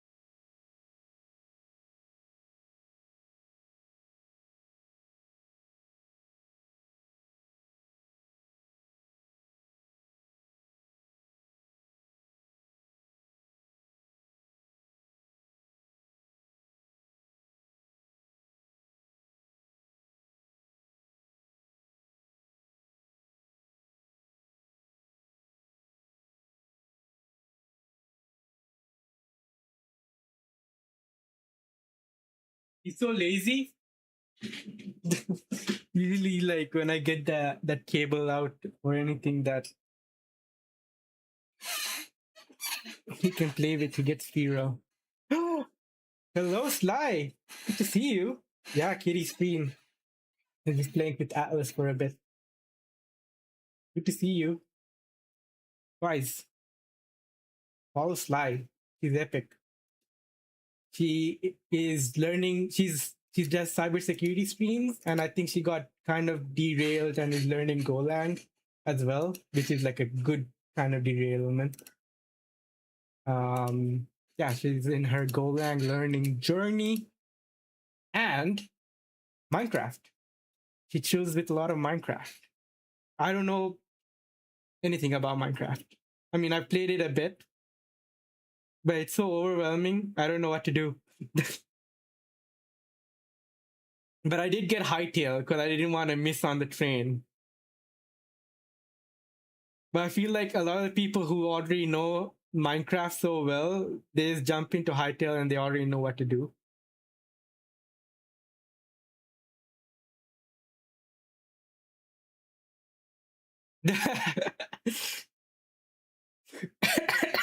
Did you see what Cold Girl said?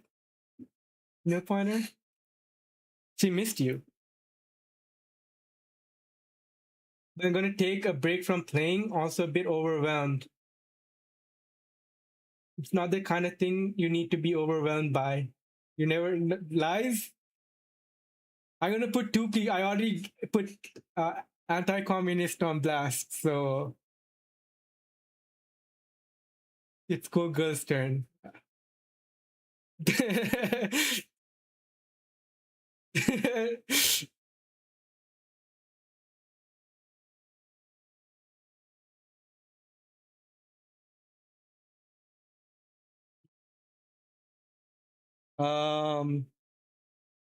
OMG, what? Stinky? 95% ashamed. Neil Piner, look. What? No Neil Piner? Why am I here? I came to mock him.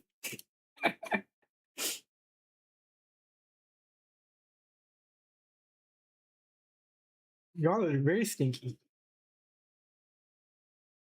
I'm learning Rust. I'm in my Rust learning journey. Sly. I haven't because I'm in cybersec and I kind of like didn't code much. I mostly just did Python scripts. What is the appeal of Rust?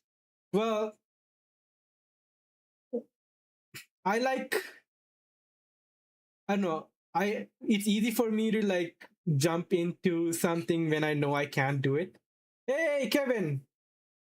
Welcome, Kevin. Kevin, did you try posting to YouTube? Yeah, memory safety. It enforces memory safety, but I wouldn't recommend it as like a first time programming language. Like,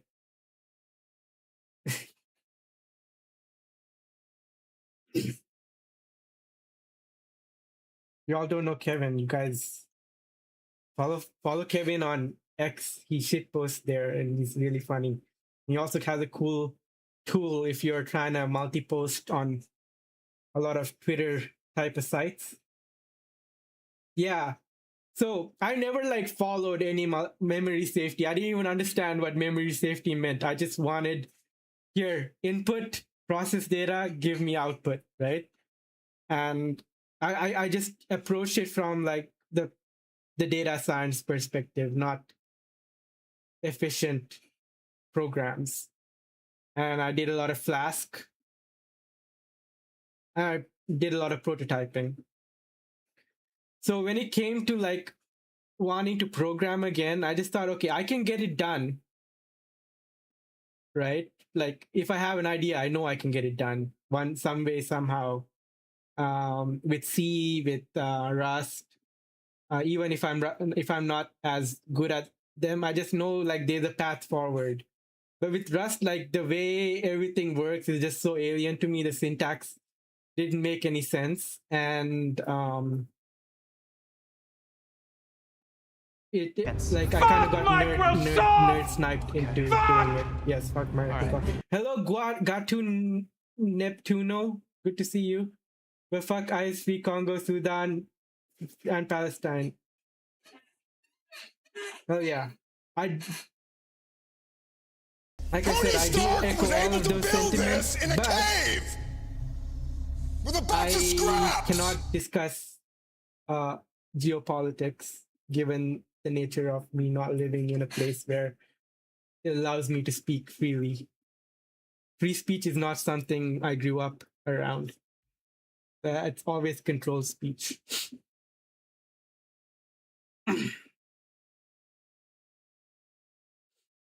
I would like to, down the road, if I do get a passport that allows me to like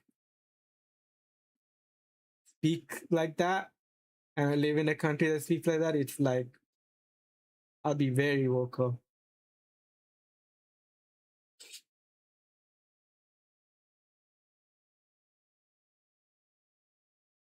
We'll move next. Let's try an example that so insane. Yeah, I do like I have a Sri Lankan passport. I have a lot of issues with that country. I cannot talk about Sri Lanka or I'll be labeled a terrorist. Yeah. I can't even do the whole free Palestine thing in Saudi, which is crazy. Saudi is an Arab nation.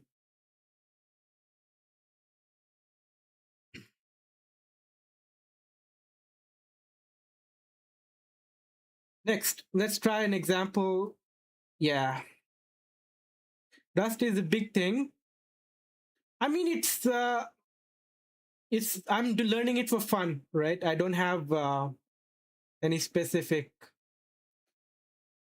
like, it intrigues me. I'm learning it.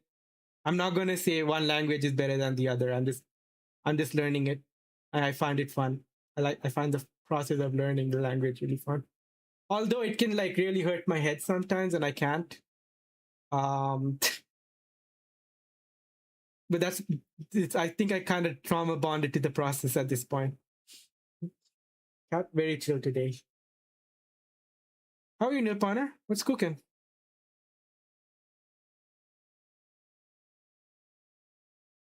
You've been playing the guitar more?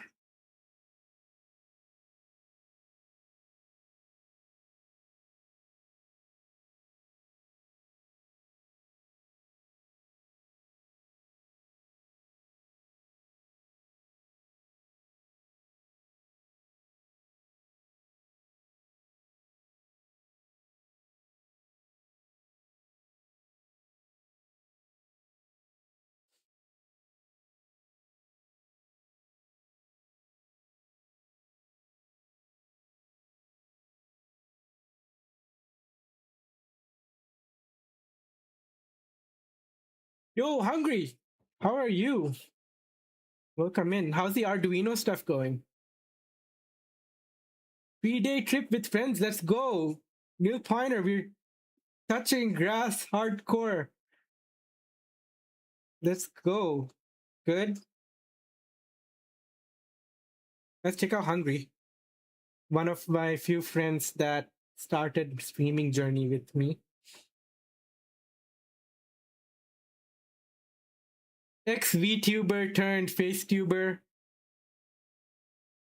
I think finishing up university. Bro, we already freaking did a crab rave.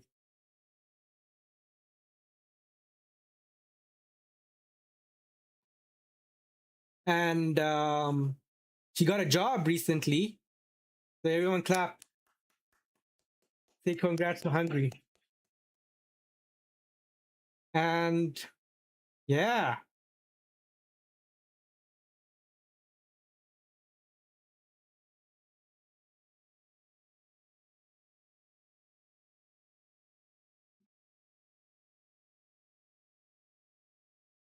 Did Kevin say anything? No, I need to look into YouTube. Still working on a few things right now for Ferrin. No, it's coming along well. Oh yeah, I'm learning Rust. Hungry.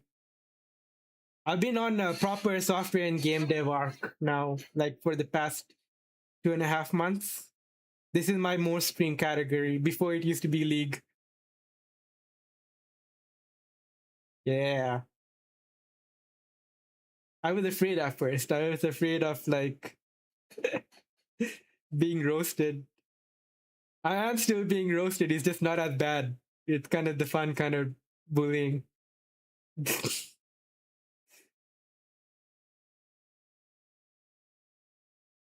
Approve. It'll compile and print. Longest string is long. String is long. Okay. Now let's try Rust not equal to game dev. Jai is the game name of the game. Ooh. Oh, I'm saying software and game dev as the category, like the Twitch category. Phoenix.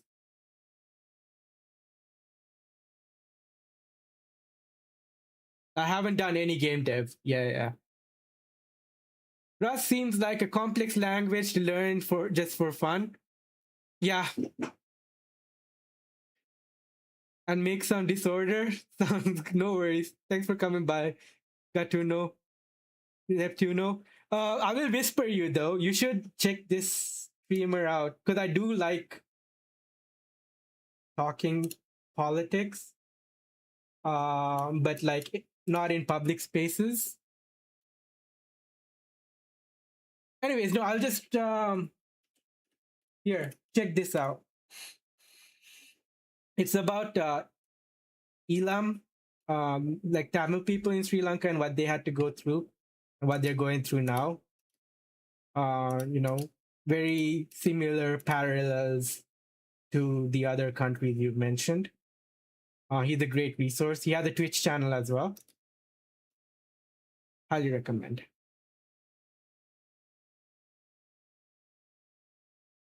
Because not a lot of people talk about that, and usually it's met with a lot of dismissal because no one really cares about South Asia.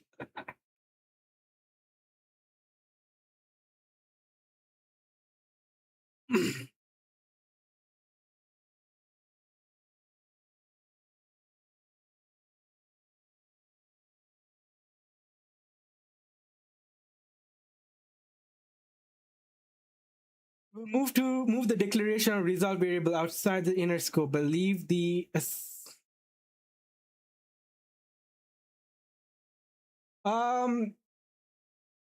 yeah, the war ended.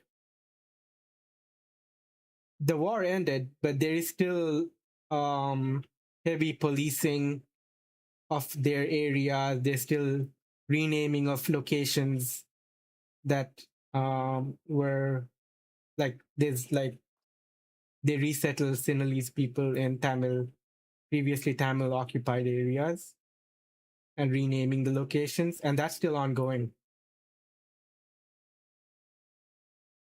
The war is over though. There's no war. It's just like injustice. Remove the declaration of the result variable outside the inner scope, but leave the assignment of the value to the result. I can't really get into it because so I'd rather we just like move on. I can only raise other people's voices because in the end of the day, I am a Sri Lankan passport holder.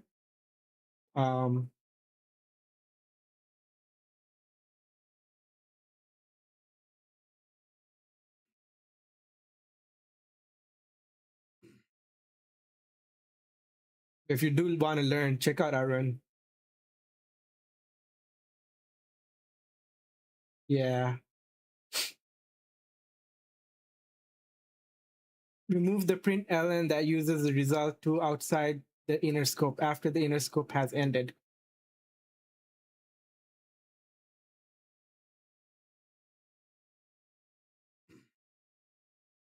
Long string is long, red result, let's string.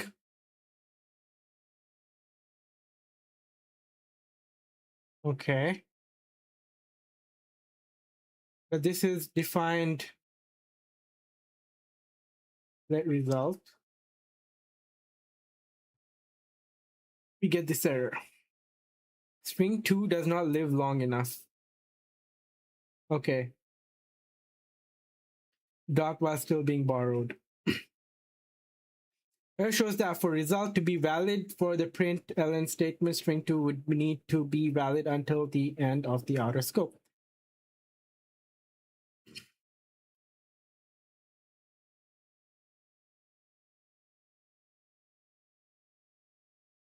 Rust knows this because we annotated the lifetimes of the function parameters and return values using the same lifetime parameter.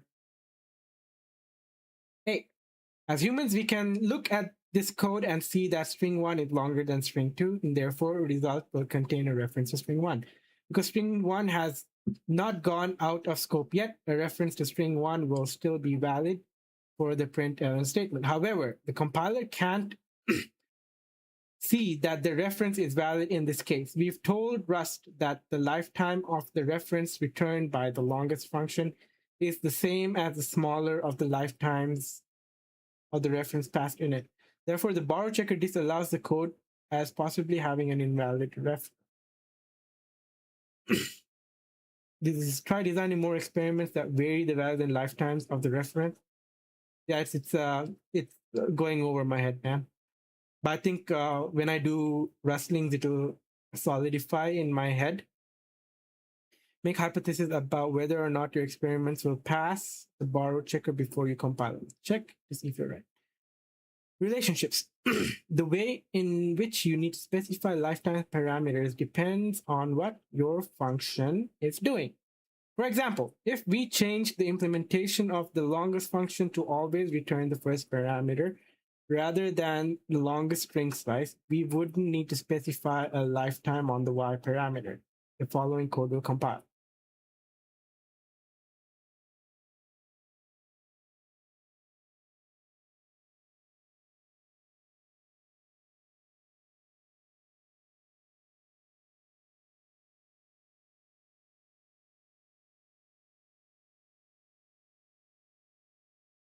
Oh, you roasted me in League? Yeah, it was fun to play together.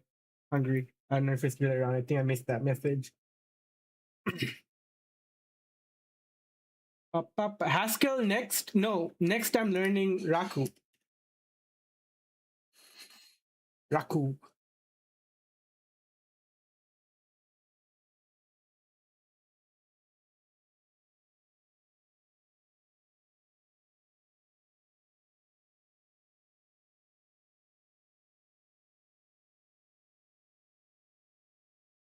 Is part of the Perl family, created by the guy who created Perl. Give me a sec.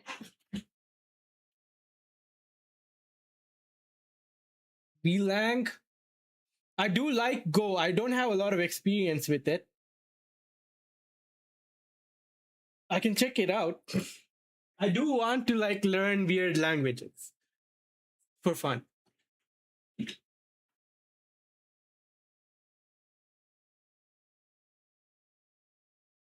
Goat is the goat. Oh yeah, your father likes goat. I'm gonna let Atlas out. I think he wants out.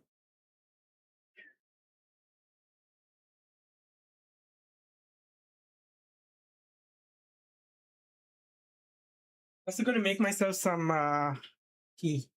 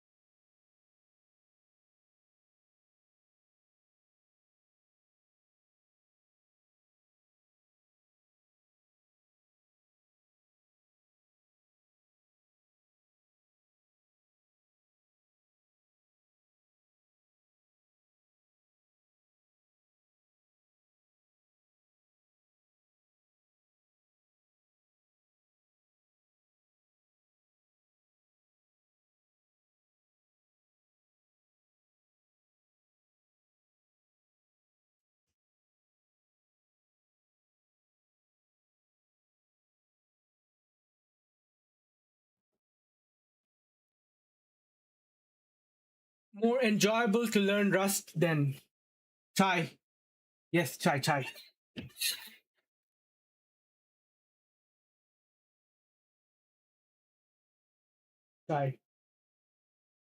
I'm glad you said chai and not chai tea. Otherwise, it's over. Um, Go would be probably more enjoyable. Yeah. I mean, I'll get stuff done with Go. It has more depth than people give credit for. Slices arrays give you more low-level control than one might assume. 100 Go mistakes and how to avoid them. Ooh, let me take note of that.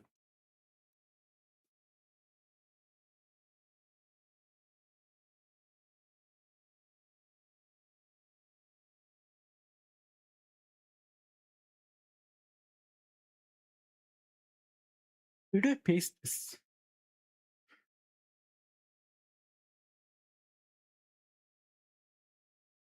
Dev. I'll make a new dev channel. Not spicy enough.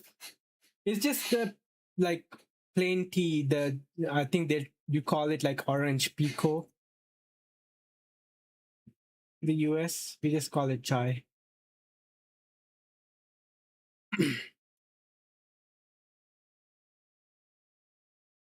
Lipton.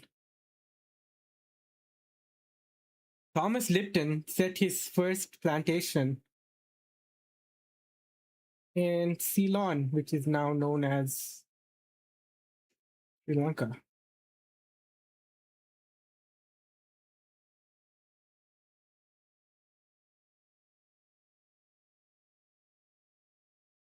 Lipton's tea, yeah, Lipton's seat in Sri Lanka. Yo, Naba Africa, welcome in Naba Africa. Guys, check out Naba Africa. He's an epic league streamer. Naba Africa. Good to see you, man. Welcome in.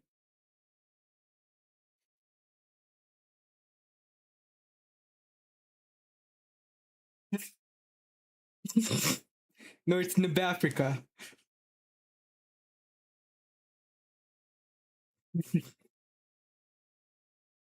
How are you, man? Are you streaming later today? Also, another mechanical engineer friend. Big fan of mechanical engineers. Only Friday, Saturday? Oh, yeah, bro, it's so hard to stream with work in the way. You watch streams rest of the time? Nice. Yeah, I'm a big Twitch guy as well. I always have some streamer as a second screen on the second screen while I do my thing.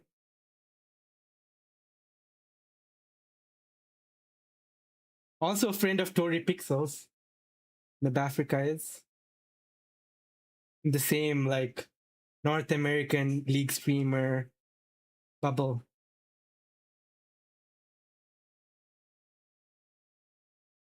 I think the 4 bubbles I'm part of is the NA league streamer bubble. Although I don't stream league as much anymore, the EU league streamer bubble, my small streamer friend bubble, and software and game dev.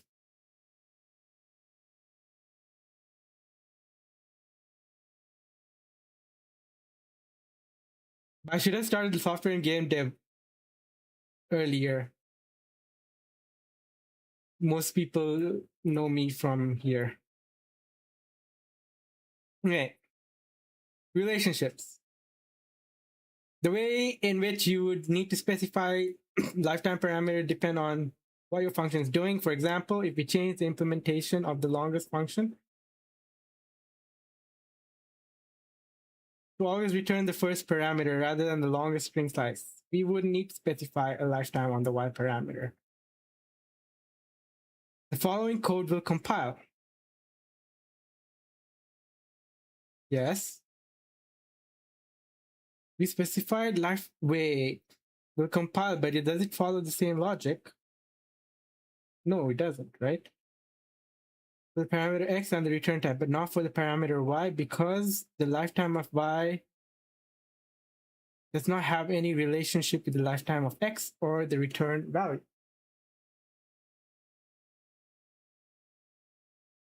When returning a reference from a function, the lifetime parameter for the return type needs to match the lifetime parameter for one of the parameters. If the reference returned does not refer to one of the parameters, it must refer to a value created within this function.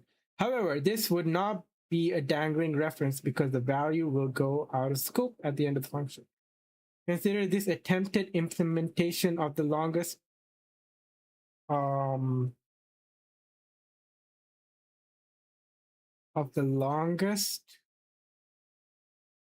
wait, however. Sir, hello, Factor. Hey, look, what's cooking? No, you write me an app. You're the dev.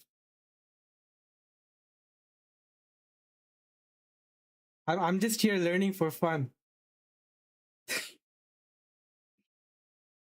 I do have an idea though. After I'm done learning Rust Factor, so I'm gonna start out with just one person who is Hot Dog Flavor Water. I don't know if he's still around, but I want to make an overlay, right? That shows me when he's live playing League. So I want to play with the right API. And if he wins or loses, and then how much LP he won or lost after on the overlay. It'll also output to Twitch chat. Put him on. No, you're playing Game of League. You're not streaming League anymore. I saw you used to stream League in February, if I remember correctly.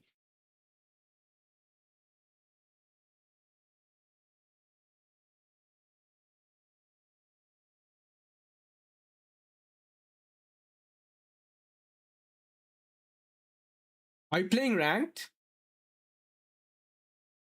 Oh, also. Beep.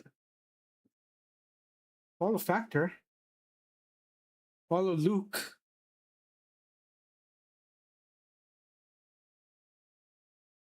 Do it. Do it right now.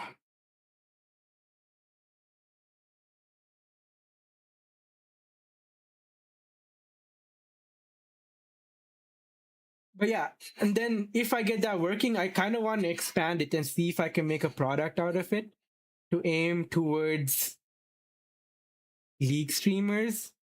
Something like a cheap dollar per month kind of package where I'm thinking something along the lines of a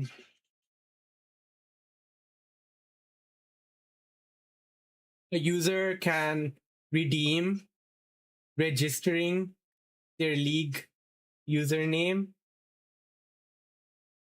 and region with their channel point, and that way chat and the streamer will know when they lost or won LP when they play a game. I don't know if it's like something people will need, but I think I'll have fun in the process.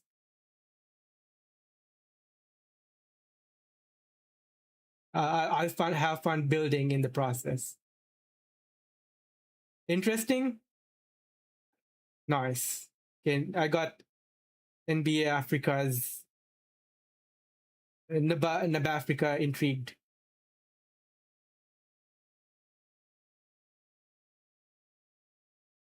But yeah, because like I do have League streamer friends, and while I'm building it, I think I might get ideas from chat on how to expand it and add features. I can test it with some of my if they're willing. We'll see. It'll be cool.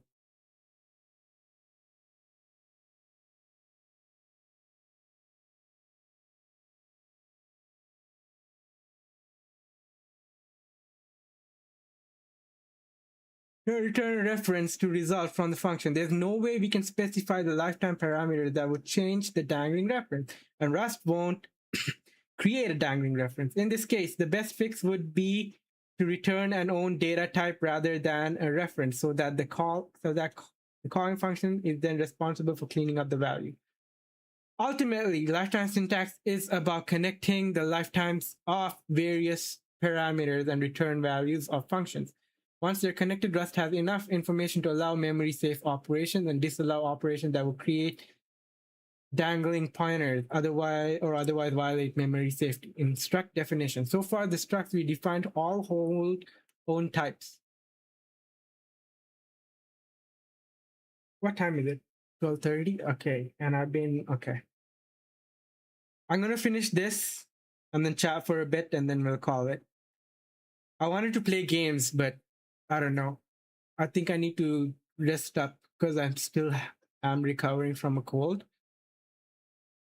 We can define structs to hold references, but in that case, we would need to add lifetime annotation on every reference in the struct's definition.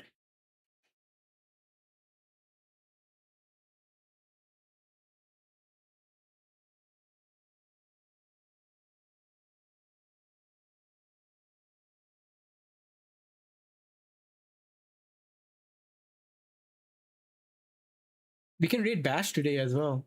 She's live. That's cool. Bash is cool.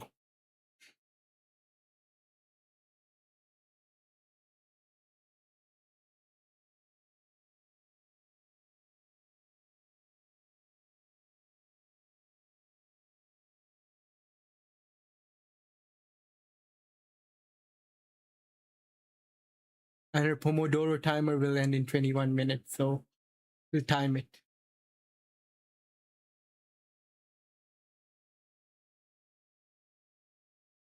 Okay, what does this do? Reference to a part. Reference to a string.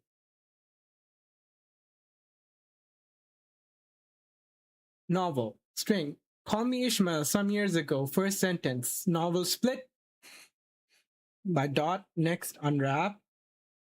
Okay. Important except. First sentence. Neat. How does this work? Let's run it. No output.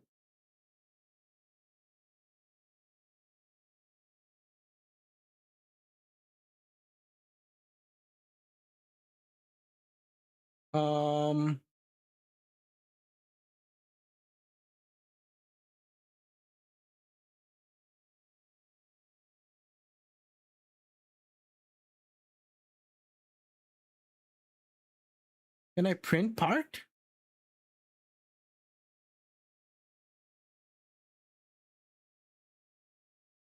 I don't think so.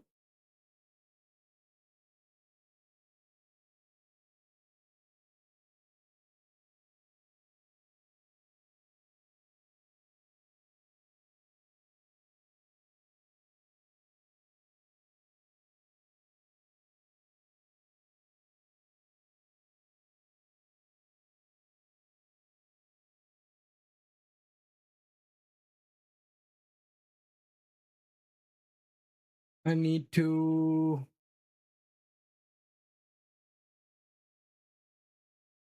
What's going on? Oh.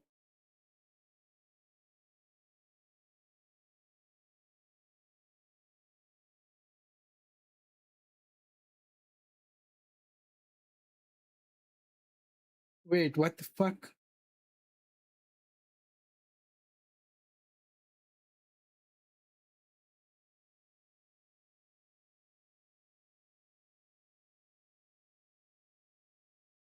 Not found in the scope.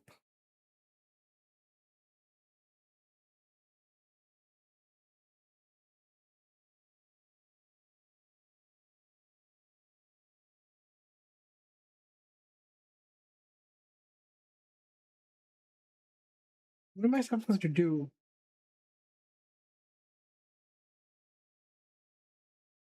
Well, I can just do first sentence.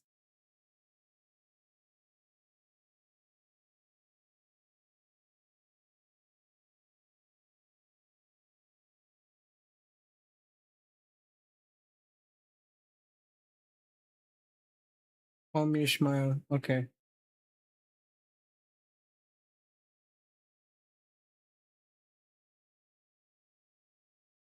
Struct has the single field part that holds a string slice, which is a reference. As with generic data types, we declare the name of the generic lifetime parameter inside angle brackets after the name of the struct so that we can use the lifetime parameter in the body of the struct definition. This annotation means that an instance of important excerpt can't outlive the reference it holds in its part field. The main function here creates an instance of the important excerpt struct that holds a reference in the first sentence of the string owned by the variable novel. Did novel exists before important excerpt instance is created. In addition, novel does not go out of scope until the important excerpt goes out of scope. So the reference in the important excerpt instance is valid. I realized today when I was trying to make progress, he's your low. He's your low. Hello, Pedro. Good to see you. What the heck? What did I say? What's keys your low? Oh wait, Loki. Fuck me.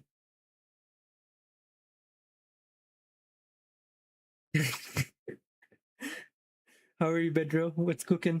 It's cooking, Pookie. What's cooking, baby girl?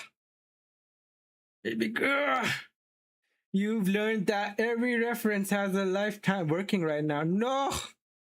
Oh, it is Monday, right? Do you work from home or at the office? Every time someone tells me they're working, I ask them, do you work from home or at the office? And then they tell me that they work from home. And then I'm like, instant jealousy. Instant jealousy. I find myself like playing comparison games with people who have work from home jobs. I'm like, lucky you. You work from your office. God damn it. You have. I also envy people who have their own like separate office space. Shouldn't I work from home as a programmer? I'm not a programmer in B Africa, but work from home culture is not everywhere. And I live in Saudi Arabia, and it's like non-existent here. And I deal with 1 hour commutes to and from. So 2 hours of my day go into traveling to the workplace. I'm in security in B Africa. I work in cybersecurity, and I haven't really coded in a long time. So this is me trying to get back into building stuff. We're at a manager, but you need to go on site sometime. Okay. So you work at MSP. I used to work at a MSSP, security service provider. I learned a lot. It was fun. You cover so many different domains, like all the way from like healthcare, fintech, retail. So you learn many different environments. It's very cool. So like for future jobs, you're not limited to saying I only have like fintech experience. I only have health tech experience.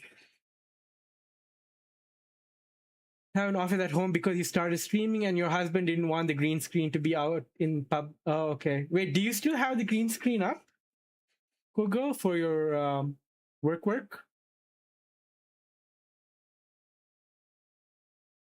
You took it down. Nice. I had a sweet background. Google has a husband. Thought it was a child. No, she has a husband. She has a very hot husband. Probably would have streamed again if it was still up. All right. Wait, is it hard to set it up? Is not being lazy to set it back up? Let me see if I can. Well, I guess my background in Canada. Let's see if is my ex still logged in here. I don't want to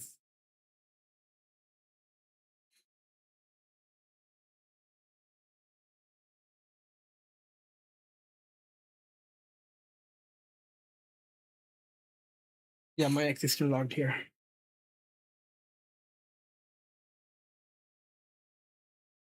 This was kind of my background, and like with the chair and everything, it was pretty nice.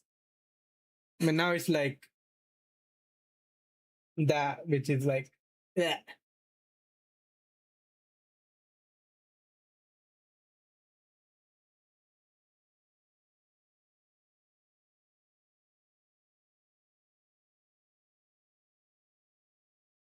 The green screen's like having the green screen's pretty nice. The quality of this has improved. Like even though if it's not a green screen, but sometimes it does cut my headphones off. No, it has improved. What is going on?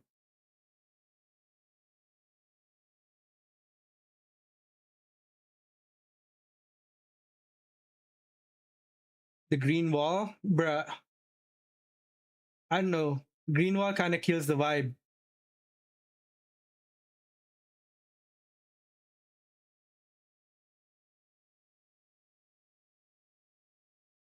First word takes in stir, returns reference to stir, that bytes as bytes for I, and reference to item in bytes. I used to use a cardboard with a green drape attached to your chair. Ooh.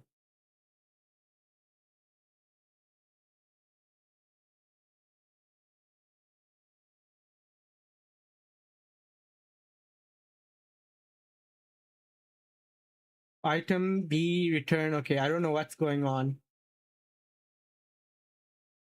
But I think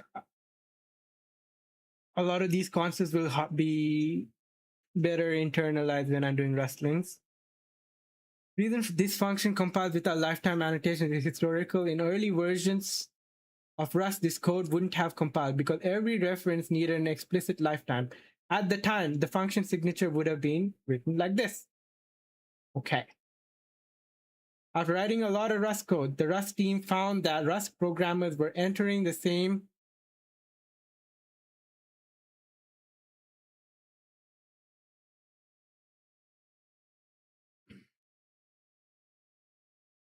lifetime annotations over and over in particular situations. These situations were predictable and followed a few deterministic patterns. How are you, NB Africa? What's going on? What are you up to right now? Are you at work? The developers programmed these patterns into the compiler's code so that borrow checker could infer the lifetimes in these situations wouldn't need explicit annotation. You are working. Nice. What do you do if you don't mind sharing? It's been a while since I've like done anything related to mechanical engineering. My last stint was playing with CAD and 3D printing. That was like 4 years ago. CAD. Ooh, what tool do you use? SolidWorks? ANSYS? SolidWorks. Nice. They need to make SolidWorks compatible with Linux. There's like no good CAD option for Linux. There's only FreeCAD. Does anyone ever say AutoCAD? It's only people who aren't in mechanical engineering that are trying into getting into like doing CAD work that say Fusion. Sounds good. Hey, hey, we chillin', love. How are you? What's cooking? You didn't stream today, love? This piece of Rust history is relevant because it's possible. Bruh. I should really stop giving you these refunds. You just come here to make me do the sexo?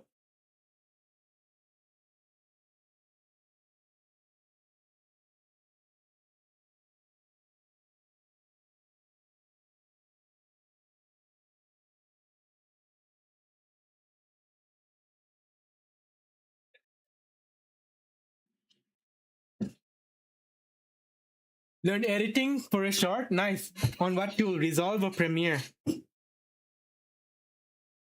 I want to get into using Instagram edits. So I can like do it from my phone while I'm on commutes and whatnot.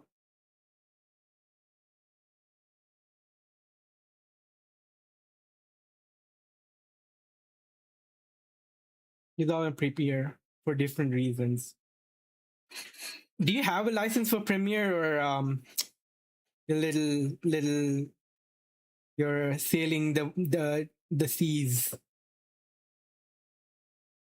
Patterns programmed into Rust and other references are called lifetime Elysian rules. These aren't rules for programs follow. They're a set of particular cases. Writing the 7 C's, nice. Compiler won't guess what the lifetime of the remaining reference should be. Instead of guessing, the compiler will give you an error that you can resolve by adding the lifetime annotation. Yeah, it's so expensive and it's like a monthly subscription, right? I would rather pay for Resolve because it's a lifetime sub. You don't have to repay. Yeah, fuck Adobe. Like sailing the 7 C's for Adobe is like deserved. And if you cancel a sub, you have to pay them. You gotta pay them.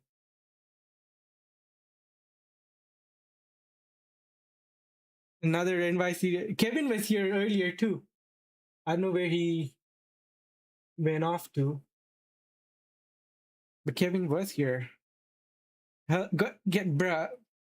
I would not write the 7 C's for Resolve. Let's go 3 streams. I like them too much. Return values are called output lifetimes.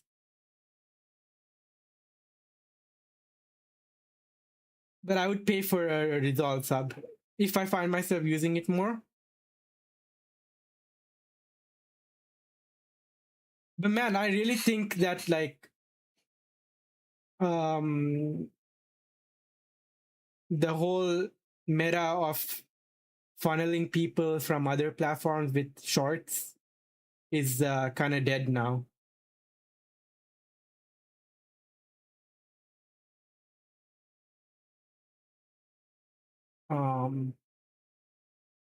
First rule applies to input lifetimes.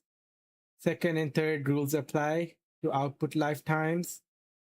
If the compiler, oh, how come? I mean, like it's still there. It's not as strong as it used to be. Like the rate of the conversion rate is much lower.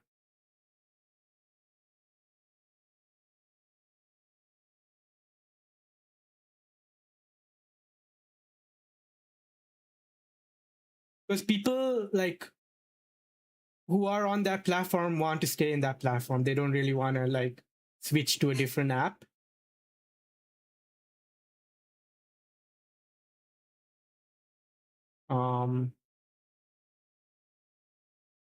It's usually like creators that go out of their way, like not audiences. Because creators have like an account everywhere. Most of my Instagram is people I know IRL. I have like my personal account that I repost with. But no one I know IRL is willing to make a Twitch account. It's like such a hassle for them. But they find my reels funny. Restarted your TikTok and Insta now? Nice. But it's a good way to like, build a presence there as well. But like expecting to funnel in is not. Like, yeah, you can build your network on those platforms using content from your stream, but you can't really expect them to come in to your stream. And this is also why like on Twitter, you're not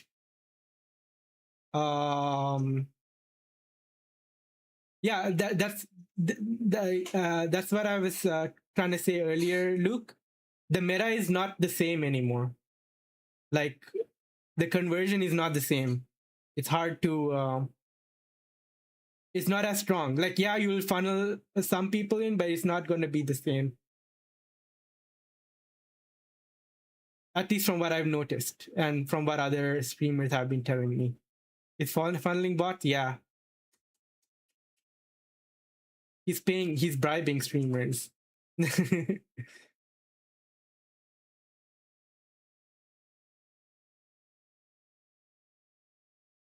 Like on Twitter, I don't want to talk about like streaming all of the time because people don't really want to watch, don't really follow you, or they don't want to know about what you're doing on Twitch, right? Unless you have like a really big following that came from Twitch. They're more in it for like, if you're in the tech circle, they want your opinions in tech. I'm more of a live poster with a little bit of like a tech presence. So most of my following are just people who, you know, like shitpost. just shitpost their pain away.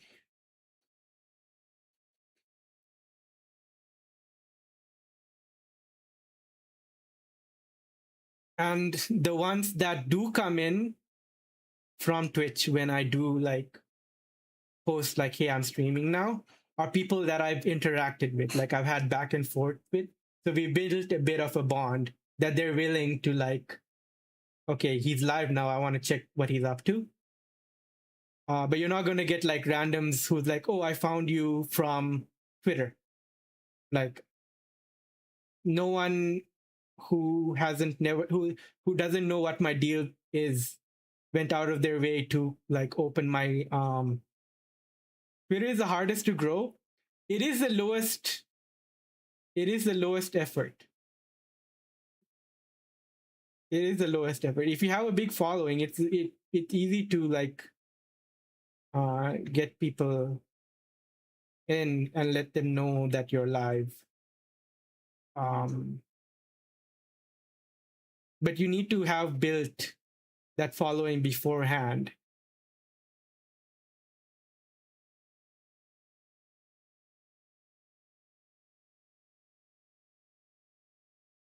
For example, like Kevin, he has like, you know, 100K plus, but he didn't start Hello, off how are you? by I am trying under to. the water. Hello, Nori. Please He didn't help start me. off by Here trying too much to raining. funnel people in like, hey, I'm streaming on Twitch, right? He just shit posted. He built that following. And then when he lets people know he's live, people will click, hey, like, yo, I just noticed you went live. I didn't know you streamed. Bro, Bedro. I am going to end soon, though.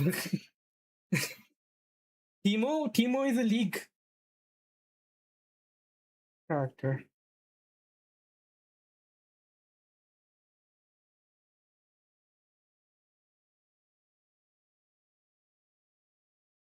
Yeah. Like it does work. Like funneling people does work. It's just not the meta in the sense that you're not going to get high conversion rates as much anymore.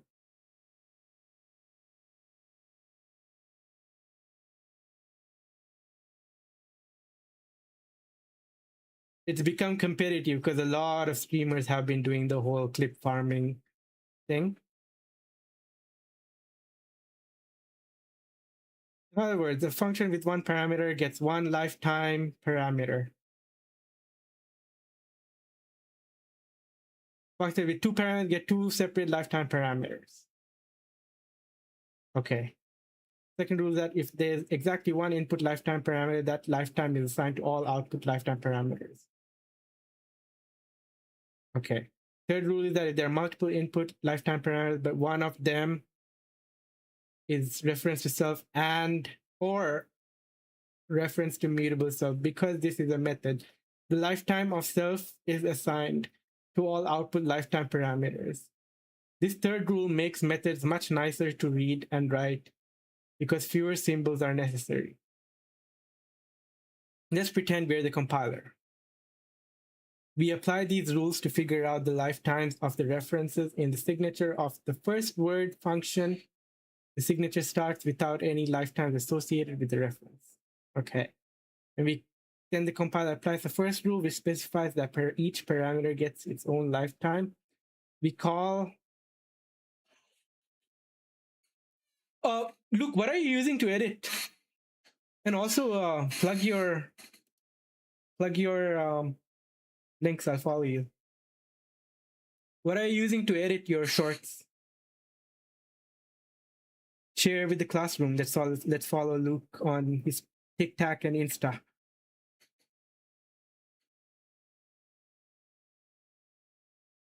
Camera arrives tomorrow. Oh, you have no idea yet. Okay. With CapCut, bro, CapCut becomes so like scummy with how much you have to pay for. They vendor lock you at first. Now it's like a $6 subscription per month.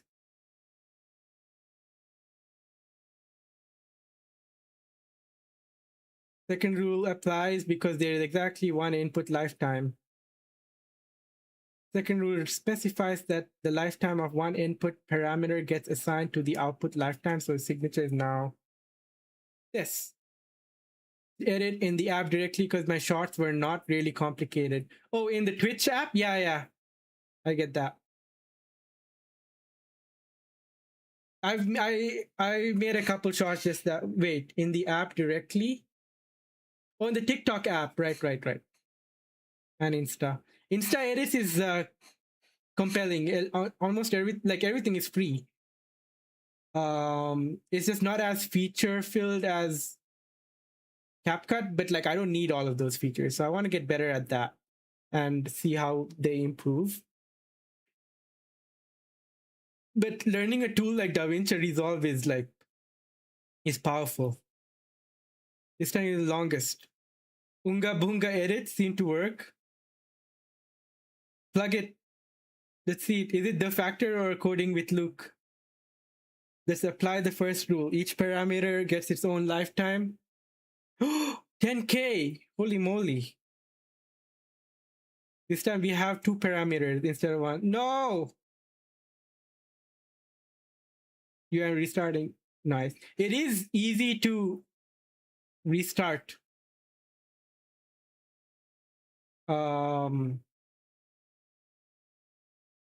New year, new YT channel. It is easy to restart, yeah. And build a following. The algo is also not going to penalize a new account. Because there is more than one input lifetime, the third rule doesn't apply either, because longest is a function rather than a method, so none of the parameters are self. After working through the 3 rules, you still haven't figured out what return lifetime is. That's why you got an error trying to compile the code. The compiler worked through the lifetime addition rules, but couldn't figure out all the lifetime of the reference and signature. Okay, a lot of this is just going over my head, and I'm kind of like not processing it. But I think I will go back to Rustlings tomorrow, and we will penalize. Never mind.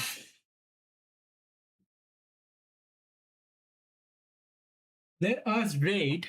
I'm gonna end. I'm gonna sleep well and try to recover from body pain and cold. Hopefully I'll see you all tomorrow. Let's raid Dash Bonnet. Tell her happy birthday.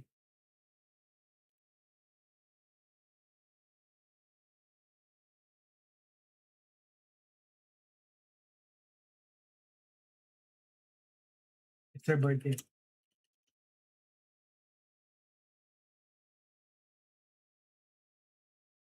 Thanks for hanging, everyone. Factor, Bedro, Nabafrica, Nori, Judy, Taco, Flo. Sorry for calling out the lurkers. Kiss, Sly, Nightshade Dude, you exist. Love, and everyone else. Have a good rest of your evening. Bye-bye. Bye.